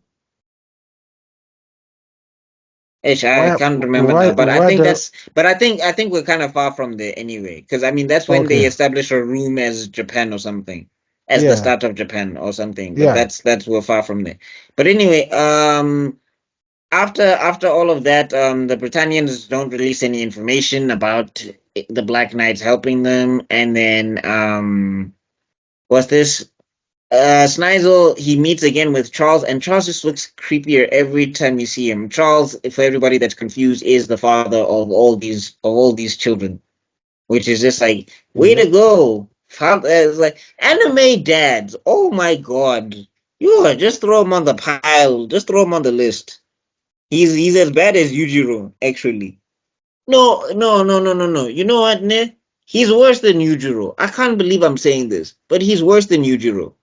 Yujiro at least will sit and pretend to fake eat with Butch. We don't know why, but he's cutting fake air and cooking nothing. And I've always wondered about that scene. Someone please explain to me that psychic. I love Bucky and I don't know, Chief. But I'm saying that what's this? The thing is with Yujiro. Whatever he does to Baki, it's supposed to be for his development. As messed up as it is, that's what his goal is. Yeah. Charles, I'll kill you because I don't need you to succeed me. Yeah. And I'll kill your sister. I'll kill your Charles has a problem. Is that he's obsessed with something that's completely cuckoo for local for Coco Days, which you find out in season 2. So I don't know if you can spoil it now, but you find out but I'm just saying in general, dog. Like Lelouch came to him and said they gunned down my mom, and he was like, "And." I felt it's. I'm surprised you're here. My problem. Like you mean nothing to me. You and your sister mean nothing to me. Yeah. No, it's like I'm surprised you're even here. Like. And that time, that kid is like 5 years old. Like, imagine telling a 5-year-old, "Yeah, I didn't think you were gonna make it, bro." I I think wonder I what think you say. according to him, he just feels like since he has so many kids, most of them are No, but disposable. he's not fathering any of them. No, no, I All of get them are that. insane. I get that, but I just feel like I'm just thinking about how he's probably thinking about this. It's Mm. like I have so many of them, like many of them can be disposable. It's okay. I don't care. As long as I can get one of them to be my heir and one who doesn't defy me. True. Which is why Schneidel is up in there, because I'm telling you Oh now, no, like, I don't know. maybe you don't. You won't. Okay, let me not go into I'll spoilers. find out. I'll find out. I'll find Yeah, out. look, trust me. But anyway, No one. all I'm saying is like Charles to me, he's like he's not Show Tucker, but he's close in the running. I know Show Tucker forever. That's what, like, I keep seeing these videos where it'd be like, if I have to give you an anime character that you have to fight for $1 million and you have to win, I even tell the guy I'll fight Show Tucker for free. Okay. Like, just tell me Show Tucker where he is. I don't need money. Where is he? I just need Where he hands. at? I just need to speak to him. I just want to talk to him. Now he post it again. I just want to shoot him. No, that way he can, because also, like, the other thing you learn about Show Tucker, again, tangent, he doesn't know how to fight anyway. So, Yeah. hands for days. Anyway, okay. What episode are we on now?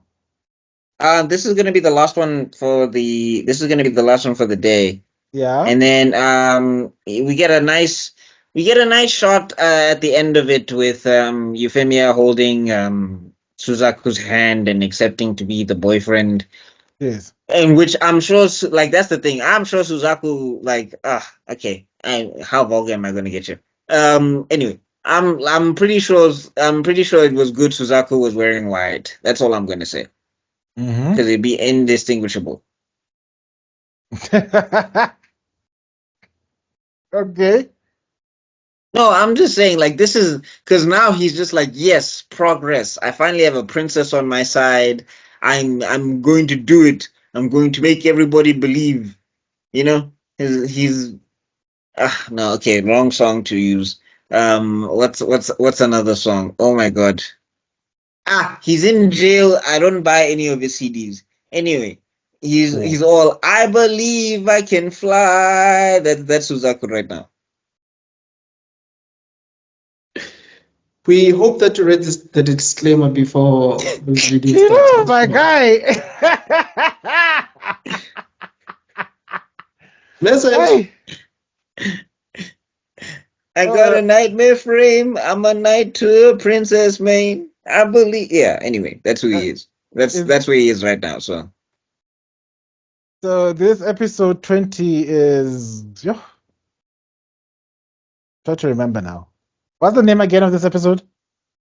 This episode is called Battle for Kyushu. No, the one that that's the one you're on right now, Andre. Yes, number 20 is Battle for Kyushu. Yes. Oh, this is the last episode. For today, and then the next one is where we get the declaration where Euphemia is messing up all the plans and everything. Yeah. The pizza episode. Which is I mean, we're gonna talk about it when we talk about it, but it is kind of like, if she had thought about it more, it might have worked. But all she did was piss off Lelouch. No, it's because she doesn't understand what the motivating factors for Lelouch are. It was never about the Japanese people. No, but it's not even like, take Lelouch out of the equation. Also, the Japanese people themselves. Yeah, like, that was a nice gesture, but like, you didn't think about the practicality of this and all of that stuff, and what it would take and what it would cost you in the process as well. She didn't consult with any of her siblings or anything. She just made this decision. That's one of Euphemia's biggest weaknesses, is that she makes so much, and this is her impulse decisions, and she makes it in a public positioning, and it's all grand scaling, and it really girl, sit down and think. Like, talk to someone. Like, at least have a plan with. If you can't. No, like you know what, man. Now I see why her and Suzaku would almost bump uglies. Same WhatsApp group. I'm on a freestyle. Whoever invented the term "bump uglies"? Nalian. I'm trying to be PG-13, dog, because they're But it's children. I'm not. I don't wanna. it's still But you so. think children are gonna watch this? Within the first 2 minutes, the parents are gonna be like, "No, change the watch It's pattern." not about children watching this. It's just I'm uncomfortable talking about 16-year-olds getting freaky because I'm just like, Japan, come on. I know, but come on. Yeah, shame. I'm too young for prison. I don't care what you think. I'm too. That's why I'm looking at That's why I'm saying Rakshata for me is the fan service because I'm like, I know I'm safe. For you. Then again, like I said, I've never found any animated character hot. Please don't open that rabbit hole, bro. We won't finish. I promise you. I'm warning you now. Let's just continue with this conversation because this conversation is gonna go left. All right. I think we should just wrap things up. This episode ends with the city gets saved. And yeah, you did highlight a very important point when Cornelia was asking what the hell is Zero's plan. It's because this move was so stunning. It was such an out of left pocket strategic move that and Cornelia always prides herself to be able to see a strategy from a mile away. So you can see how this move was actually was actually effective in confusing the enemy camps, because now they're not realizing that Zero is more than just PR populist. He is actually making moves that will bring the organization to chaos if they're not gonna treat him as a proper threat anymore. And that's the way it starts to dawn on them. I think it's just starting to hint. It's starting to hint on them because it's more than just like this guy is good in battle. Now it's like this guy is good in. This guy is actually showing that he's good at administration too, and this scares me. Anyway. Wait, is this also just shout out to Deathard when I think we skipped it because I remember when he was talking about why he's so interested in Zero because he wanted to assassinate Suzaku. It was just like, okay, so you're basically the Joker of journalism. Yeah, he is. Some men just want to watch the world, but that's my best Alfred. That was a good one. So yeah, because the Oscar goes to conversation with Zero. Zero's trying to understand his motivations. And the Oscar goes to BuckMeister for his stunning performance as Alfred. Master Wayne. Master Wayne. All right, okay. Let's get back to the thing. Let's close this thing. We're 2.5 hours. Just a quick question: which episode was Red Heart and Steve Blum? I forgot his character's name. When they were having like a debate between. No, I don't think it's this episode. Basically, the leaders were just debating amongst each other whether Zero should be a priority or whether the it was a previous episode because Data was basically saying that without Zero, this organization doesn't work. Oh wait, Steve Blum plays Todo in the dub. Yeah. Oh, they got Wolverine in here. No, being a Japanese man. Not Todo. Ogi. He's not Ogi. Does he play Ogi? Sorry, wait. Who's Todo? Is Todo the one who trains Suzaku? No, Todo's the Japanese. Yeah, that's Todo. That's Todo. Sorry, my bad. That's Todo. Yeah. So, where's the line? Hey, Steve Blum, forever playing angry characters. That had says something like, "What's a million lives to compare to the?" Oh no, he's like there are times. He says there are times where one life is worth 1 million. 1 million. As a former soldier, I thought you know this. You know that. It's that philosophical thing. It's a thing in philosophy. I forgot what it's called, but they usually use like a train and like your mother or something. Yeah. Like, would you save your mother? Yeah, because Toto is like, he might be getting us results, but he can't be worth, like, because that's the thing. Toto is like, he's organization first. Yeah. That's why he was so prepared to die when the organization failed, because he's just like, there's no point. I'm just one individual. But like, then Zero says, but you're the guy that engineered the miracle. Like, the fact, like, if I get you to join the Black Knights, it legitimizes us completely in the eyes of the Japanese because you are the guy that did it. Yeah. Like, you're still an organization unto yourself. That's why you can't quit or whatever. But like, also, you can die when you finish. Zero's plan is also flawed in a sense that sometimes they do turn their backs on the Japanese. So that's like... No, it's also... And what I find funny is that argument is a subtle foretelling because you see that these ideas cross. Yeah, but it's a good thing that that guy was second in command. What's his name again? Ogi. Yeah, because he sort of like finds middle ground, and they both agree. So Ogi is Ogi is he may have many flaws, like wanting to smash Britannian cooch for some reason. To smash who? Britannian coochie. Britannian coochie. For some reason. Oh yeah, but he doesn't know, does he? sister, I don't think he knows. Does he know? What? He knows. No, he knows she's Britannian. He doesn't know what she is, but he knows that she's Britannian, and it's just like you're playing with fire here because you're a revolutionary trying to fight the Britannian government. But anyway, Ogi's biggest strength is that he's the glue, basically. Yeah. If anything must happen to Ogi and the Black Knights, they'll start falling apart. Yeah. 100%. Without him, the Black Knights are basically done, in my opinion. Like, even though he doesn't feel like he's worthy, but I think he's the best man for the job. No, like the thing is, he's kind of what's a good example? Like Tim in Young Justice. Well, Tim. Wait, Young Justice comic books or Young Justice the show? Oh, this the show, season 2, where the Nightwing is telling him that he should get his feet wet as a leader and all of that, and he sort of like second guesses himself, but he still makes the right decision at the end. It's like you're the right person. You're the right person for the job, but for some reason, it seems like you're not as confident as you should be. Yeah, okay, I can see that. Yeah, okay.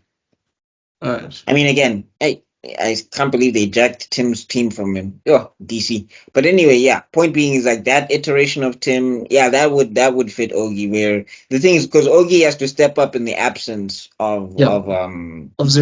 Of Zero. Yeah. But yeah, I think that's everything then. I can't. Oh wait, was that near you? No, I'm not sure what you're talking about. So. No, the line was breaking up there. I was like, what? Who is here? Anyway, I think we can wrap things up from this moment, right? Yeah. No, but it's a good story. I really enjoyed it. For me, it's kind of like Gundam, the show. All I'm saying is that if you're enjoying season 1, guys, wait until season 2. Okay. That's all I can say. Because all of these things that are making us uncomfortable, like the Tatars and the 16-year-old, it kind of starts taking a back seat in season 2. And that's because I forgot to mention that season 2, because of the popularity of Code Geass, it gets moved to prime timing. And because of that, the way Japanese shows are structured, primetime shows have a far stricter rules on nudity and stuff like that.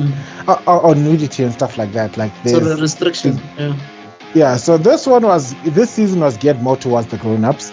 So it used to play later on in the evening. But it was so. But the stuff I've heard about, the stuff I've heard about season 2, that's not kid friendly at all. For other things. But there is absolutely. Yeah, but that's what I'm saying. I find it so interesting that they would go, we don't need to put any naked teenagers in this one, but we're definitely going to like murder millions of people. Oh yeah, no. See, the amount of casualties becomes a statistic. It's like, no. Lelouch is not going to grab any butt, but he's definitely going to take some lives. It's fine. So that being said, anyway, guys, thank you for lasting up until this point. We do hope that you like, share, comment, and subscribe. Follow these guys on the various social medias. I think this thing has been scrolling up for a long time now, but anyway, goodness. So next week we're going to be continuing with the Code Geass. We're also, by this time, I'm sure the first episode of the Geek Spot will be out. Please go watch that. Gaming developers are cooking something amazing in this country. That being said, Oh, I can say it now because it's this is the show. Okay. Oh, you've been welcome to 2025 Nerdgasm edition. Here we go. I've said it before, but I'm gonna say it again. Yeah, I want to become more viral than him. And the only way it's best is to not much. So please go talk about us. We love you guys. We'll see you guys next week. Peace out. Tebello KC Media commands you to spread us like herpes. Oh no, it will be tebello.khala commands you. No, I feel like it's make me more viral than him. It's that fusion version of yourself, the Kheto something. Tebello, whoever you. Khetello. You know that's actually a word, by the way. No, yeah. Like I think it's preference or something.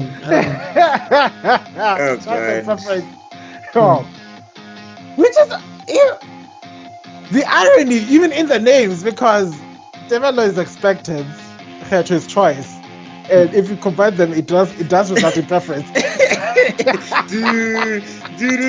Wait, what is Tebello? Expectance. Oh. Okay, peace, everybody, peace. Okay, peace, bye. Before we start going into deep dive of Illuminati stuff, hey.